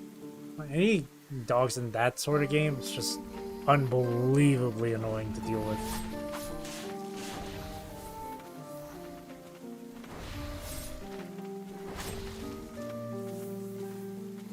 Metroidvania-like.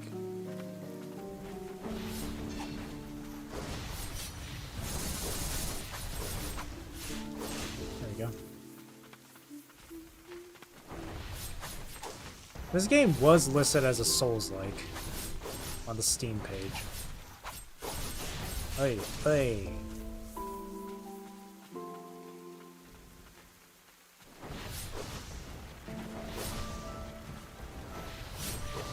Nice. He completely jumped over.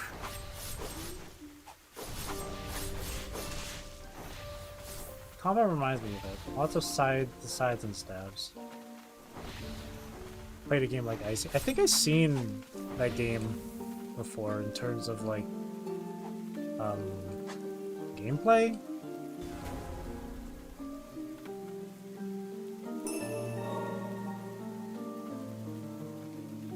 I don't think I have it on my wish list. I'll take a look at it later. It's alright.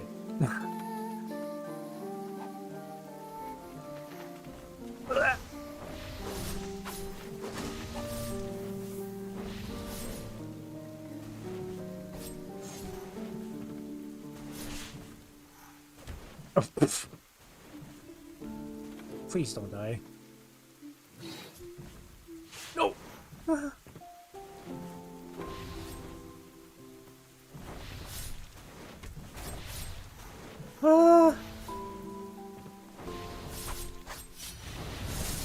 Okay. Bit of jank to it. I can never hate or love jank. It's always in the middle for me. Jank is good, but at the same time, jank can be pretty bad. Hey, big boy. Ah!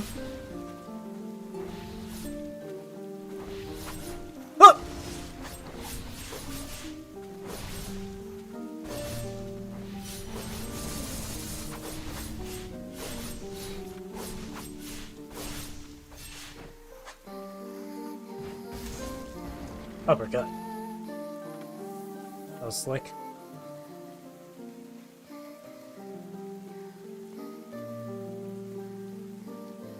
Me.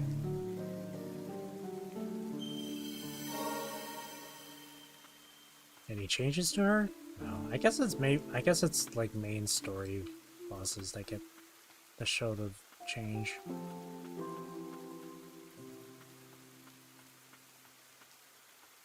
Head out soon? Yeah, I might end the stream soon myself too, so. Be safe and don't beat the game again. I won't. I'm just like doing whatever in this game right now at the moment. Shit. But you know what?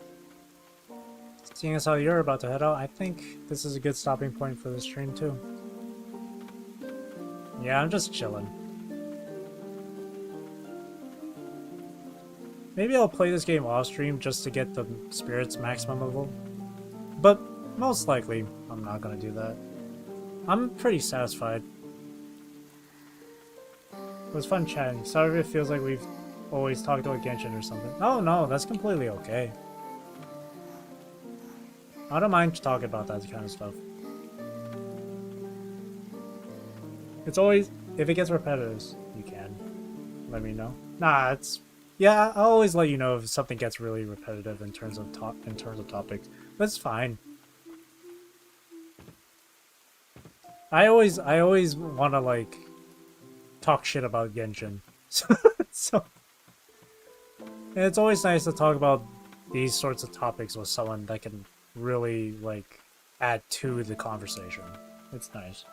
Because whenever I talk to my friend about Genshin, we just shit about it. We take shit on it for like maybe like 2-3 minutes, and that's it. I love talking smack.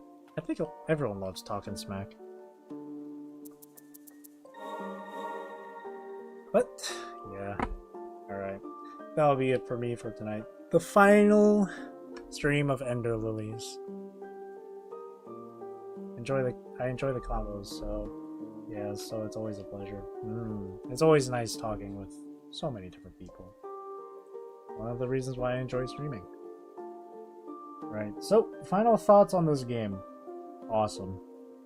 Out of 10, I give this a good 8. It's really nice having to finally play these games after being in my wishlist for a long while. And I'm experiencing so many cool things. First, it was Darkwood. Darkwood was great. Was an awesome experience. First time playing that sort of game. Dredge was also a very awesome experience. And this game was a fantastic experience. Glad you're cutting the backlog is such a good feeling. Glad you're doing it. Yeah.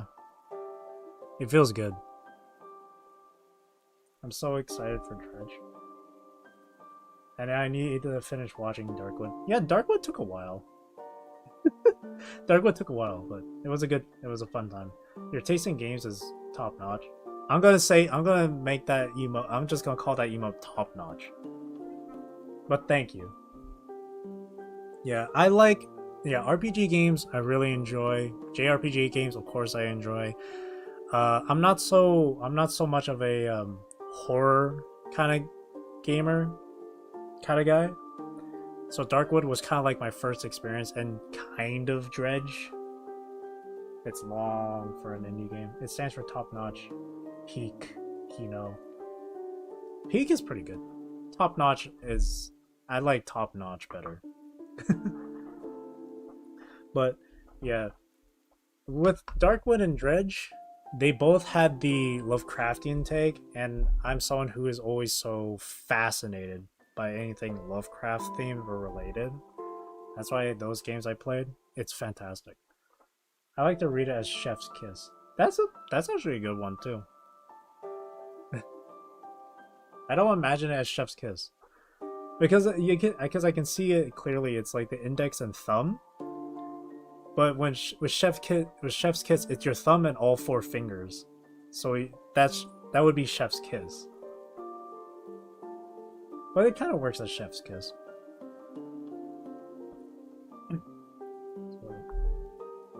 So Darkwood and Dredge, yeah, those two had Lovecraftian themes, which I very much enjoyed.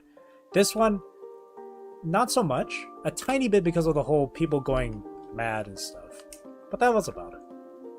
This one sorta. Yeah, just a tiny bit. But this game was a fantastic experience. I have little to no like experience with Metroidvania games. But I'm very happy to say that this game was like my I'm happy that this game was my first real step into that genre. It was really enjoyable for me. Kind of like how Code Vein was my first step into like the Souls-like genre. Have you played Hollow Knight? It's the big one I know, the good one for sure. I have Hollow Knight on my wish list as well. A part of me, I've seen stuff on it before. A part of me feels a little bit intimidated with the game because it definitely has a lot more to it than Ender Lilies, I think. At least from what I can tell. Maybe in the future I will play it. We'll see. Oh yeah, this game, fantastic. Music is beautiful. Enemies are cool. The story was I did enjoy the story. It's very long. Oh god. Compared to this one, it's short. Which I will say, this game is fairly short, but it was a very good experience nonetheless. Not JRPG long though. Oh, I see. A part of me, as I get to the close of this game, a part of me does feel a bit sad. I'm gonna essentially stop playing this game. One day I'll probably revisit it, but that's just how much of an impression this game has left me. It's really, really good. Alongside Darkwood and Dredge, it definitely made it up there with my favorite games list. As for the next game to play alongside Cult of the Lamb and Digimon, I'm not sure. You'll find more like it. Oh, I hope I will. I definitely think I will. There are so many good indie games out there like this. Indie games are always the greatest. Most indie games. But yeah. I still have Digimon to play through. I still have Cult of the Lamb, the post game for that one. If I may toss a recommendation out, Hyper Light Drifter. Hyper Light Drifter? It's very exploration based with lots of secrets. Challenging but creative. Let me take a quick look at it on Steam. It's not like 30 hours long. Oh, what was that I just saw? I just saw something on the recommended page that caught my eye. Shit. No, is it gone? No! It had Nier on it. I saw it and I... God damn it. Okay, let me look it up. Hyper... Light Drifter. Oh, whoa. Oh, whoa. I like the style of this. Hang on. Okay. Hang on. Hang on. I like the style. Add to wishlist.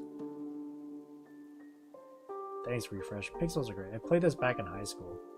Is that old? 2016. I like the style of it. Oh, here we go. That's what I saw. What? That's cool. Okay, this is what I... Oh, shit. This is what I saw. Hang on. They're doing a collab? It's actually nuts. I'm not like a crazy fan of like battle royale stuff.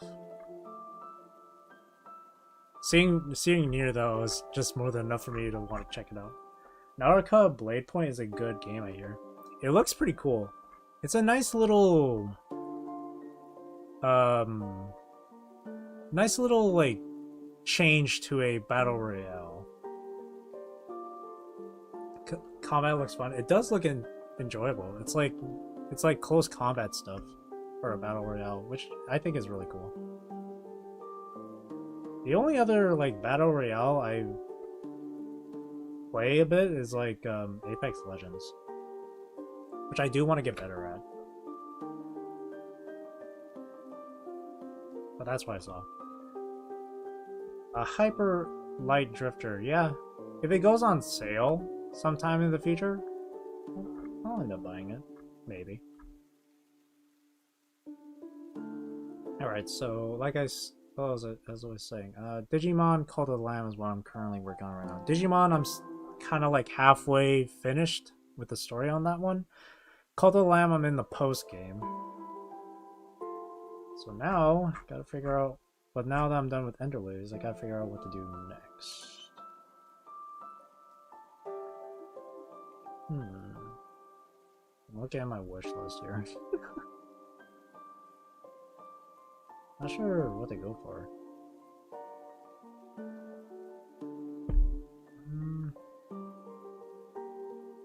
Play Valorant? Oh gosh, I don't know. I've played CSGO before. It was kind of boring. I've played Overwatch before. I got bored of it. So I don't know about Valorant.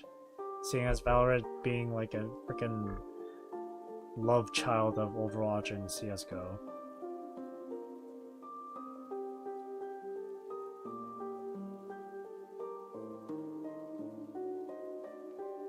I did think of going back to playing Final Fantasy 14 again. And I might actually end up playing through the Endwalker expansion. Because ever since it got released, that's when I pre-ordered that expansion as well, but I never started it because I'm just constantly waiting for my friend. Seeing as how it doesn't seem like he's going to be playing anytime soon, I might as well just go ahead anyway. I'm getting impatient. I gotta uninstall Final Fantasy 14 because I have things to do. I don't want to sub yet.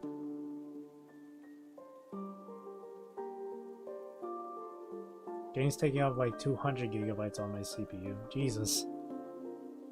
Oh god. And I should move my Final Fantasy over to my my transfer so the size can go on my SSD instead. But yeah, I might come back to that just to play through Endwalker. Maybe.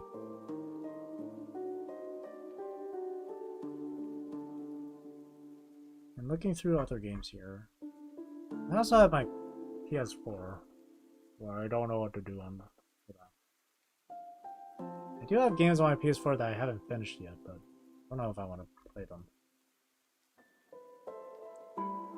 Especially if it's something like Devil May Cry 5, because apparently I could get like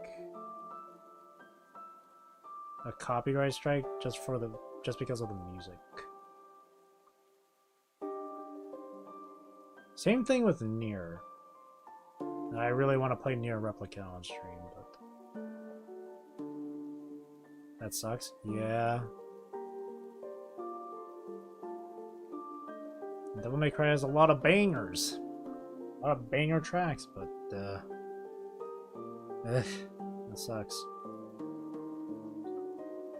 I also thought of playing a horror game, but at the same time, it's not October. For some people, it's October all year long, but for me, I Am the Storm That Approaches. That song slaps. That's a good song. Virgil is so fucking cool. It's always Halloween for me. It's never Halloween. I love witchy hats. They're cute. They're cute. You can look like Dark Witch Elaine from this game. Dark Witch Elaine. The only other one out of the bosses that have a witch's hat. Did she have a witch hat? Or maybe it fell off when I beat her. I don't remember. She seems slimy. You know what, to be fair, she did get corrupted by the blight, so she probably really did look slimy.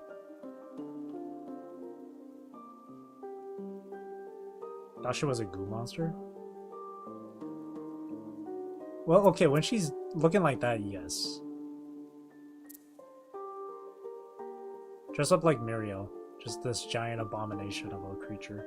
I'm kidding. At least she had butterfly wings. I mean, Muriel had butterfly wings at least.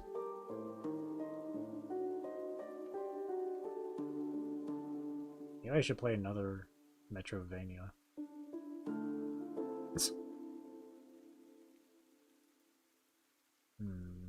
Not a whole lot of games here that I want to play that are currently on sale. Maybe just for fun, I can get Sucker for Love. It'd be a short experience, though. I'd probably just finish that within, like, a stream.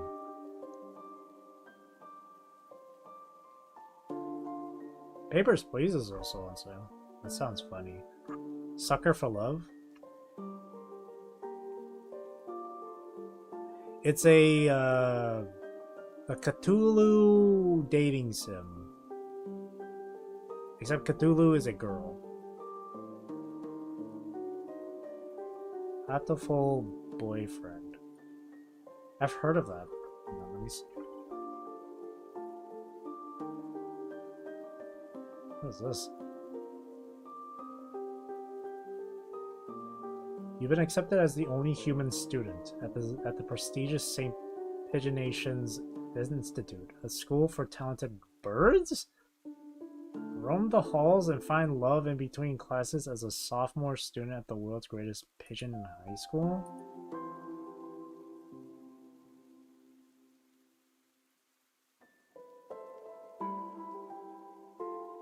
This is the oddest thing I've ever seen.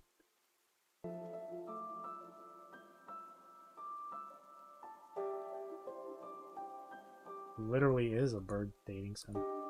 Or pigeon dating sim. Wait, hang on. Oh yeah, it is an otome. I don't roll that way. That is interesting. That's a unique spin on a dating sim. More unique, dare I say it, more unique than Sucker for Love. It's a big meme from whatever era that was. 2014. Were dating sims popular that time, I wonder? What was that one game? Who's your... No, not Who's Your... Dream Daddy. That was from 2017. Yeah. Maybe I should play Super Seducer.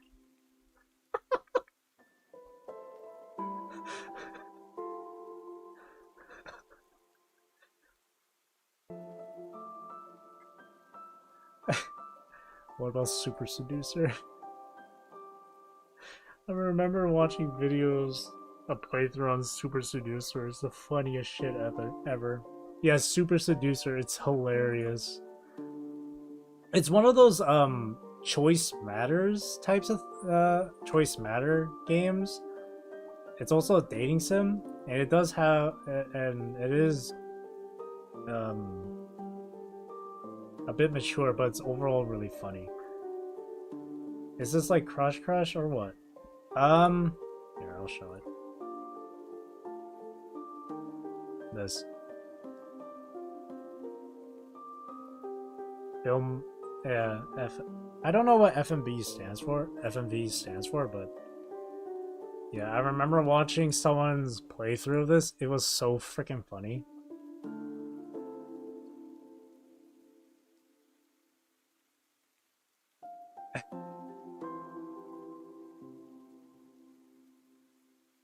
Yeah, it's really, really funny.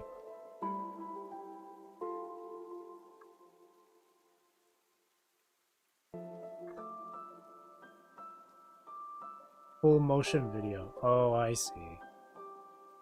Reviews. Thank you, Richard. So it uses in real life actors or simulates actors? I think it's in real life actors. There's some funny choice-based games that just play different film depending on your gameplay.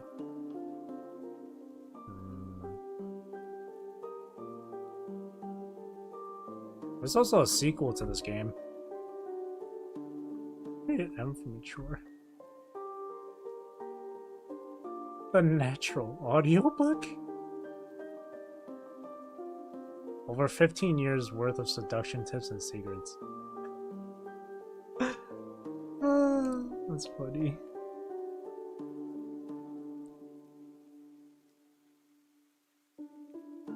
Here's the wish list of what's currently on sale.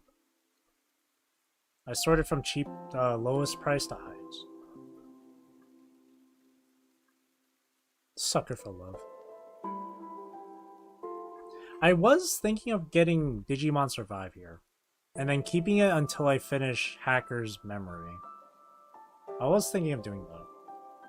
Then again, $40.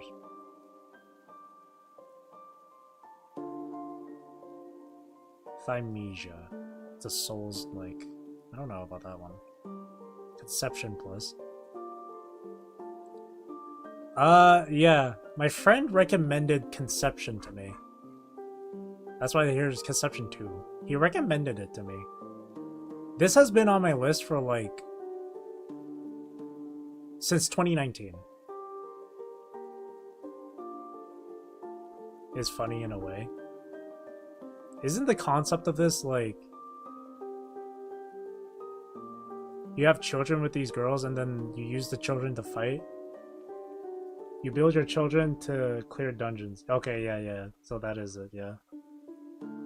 That is kind of goofy.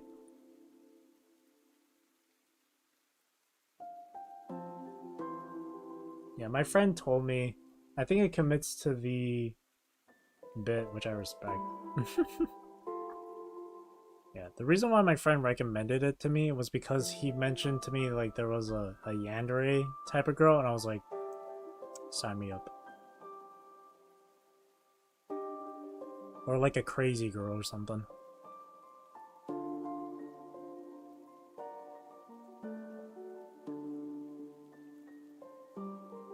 She crazy.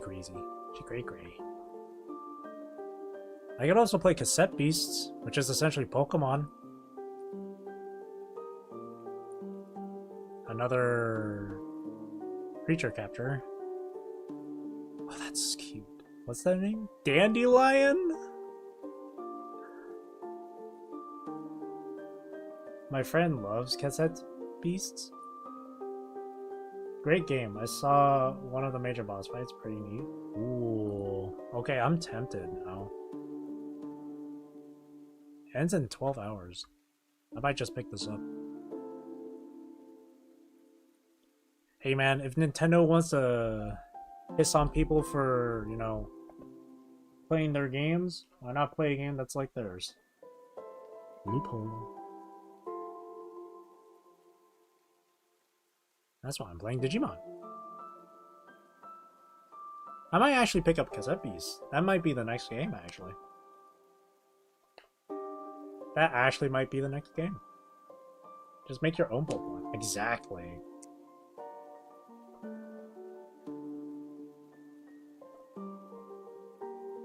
Let me see Digimon Survive real quick. How long is this going to be on sale for? Until the 14th. So in 5 days. Aww. 40 doll hairs, though.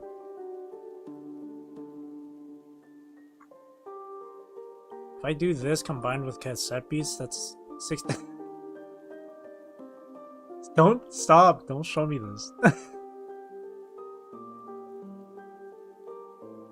See, I hit the back button on my mouse, like on the side of the mouse here, but it's a bit it's a bit wacky.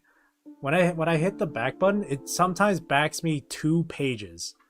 That's why it went straight to Super Seducer there. Is Super Seducer TOS friendly? I don't even know, honestly. It does say sexual content in the tags. But I think that's mainly because, like, it's got maybe, like, mature jokes. I don't think it's really that, like, mature.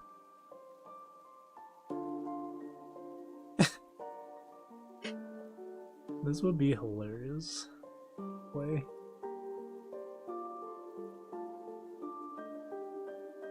Yeah, as far as I remember, it does make, like, dirty jokes. And it does have, like, those sorts of pickup lines where it's like, where he, like, tries to invite them back to his place. I'd be careful scrolling on the Steam. Yeah, I know. Don't worry. I just got some actual 18 plus content at the FMV tag. Oh lord. Yeah, don't worry, I'm being careful.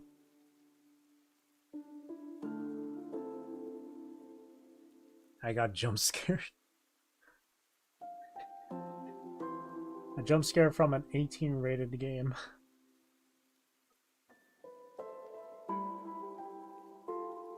That's interesting that Steam allows those types of games. Gotta hop for real now? Bye. Alright. I'll see you in a bit then. Thanks for coming by, Ceci. It was real nice talking with you. Hope to see you next time.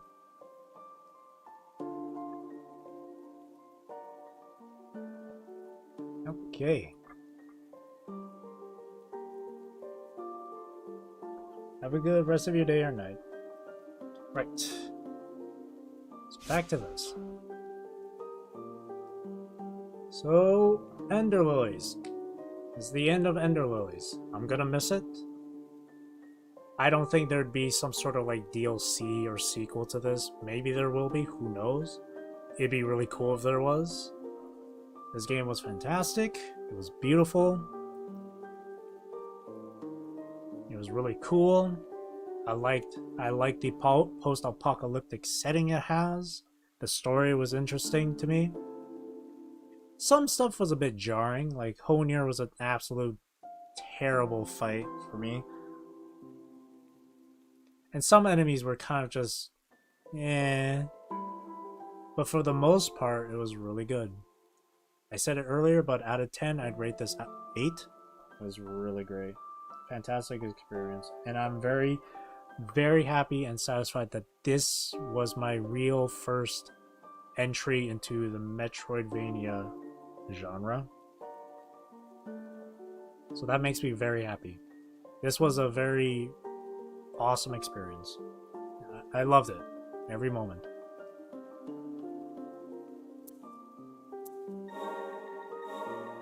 But yeah, maybe there'll be a day where I revisit this game just for fun. Not on stream or anything, just in my own free time.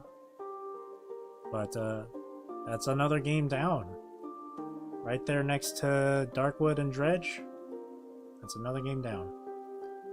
So, still continuing with Digimon Cyber Sleuth, Hacker's Memory. I'm halfway into that one, I believe. I'm currently in the post-game for Cult of the Lamb, so that's going to be done in maybe 1 or 2 streams, maybe even 3, maybe longer, who knows. As for the next game to be playing for the next upcoming week or weeks, it probably will be Cassette Beasts. So, we'll be playing that. And then when I finish up with Cult of the Lamb, we'll see what happens. I'll decide what game to get from there. I do want to get Digimon Survive. It is currently on sale. I'm just hesitant for 2 reasons. One, it's $40. I normally want to get a game that's on sale for 20 or under. And 2, I'm already playing a Digimon game right now. So I don't want to do like 2 different Digimon games in 1 week. Or for each week, I mean. So we'll see what'll happen.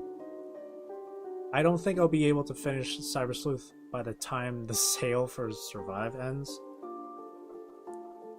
So I am a bit willing to spend that money for Survive, but who knows.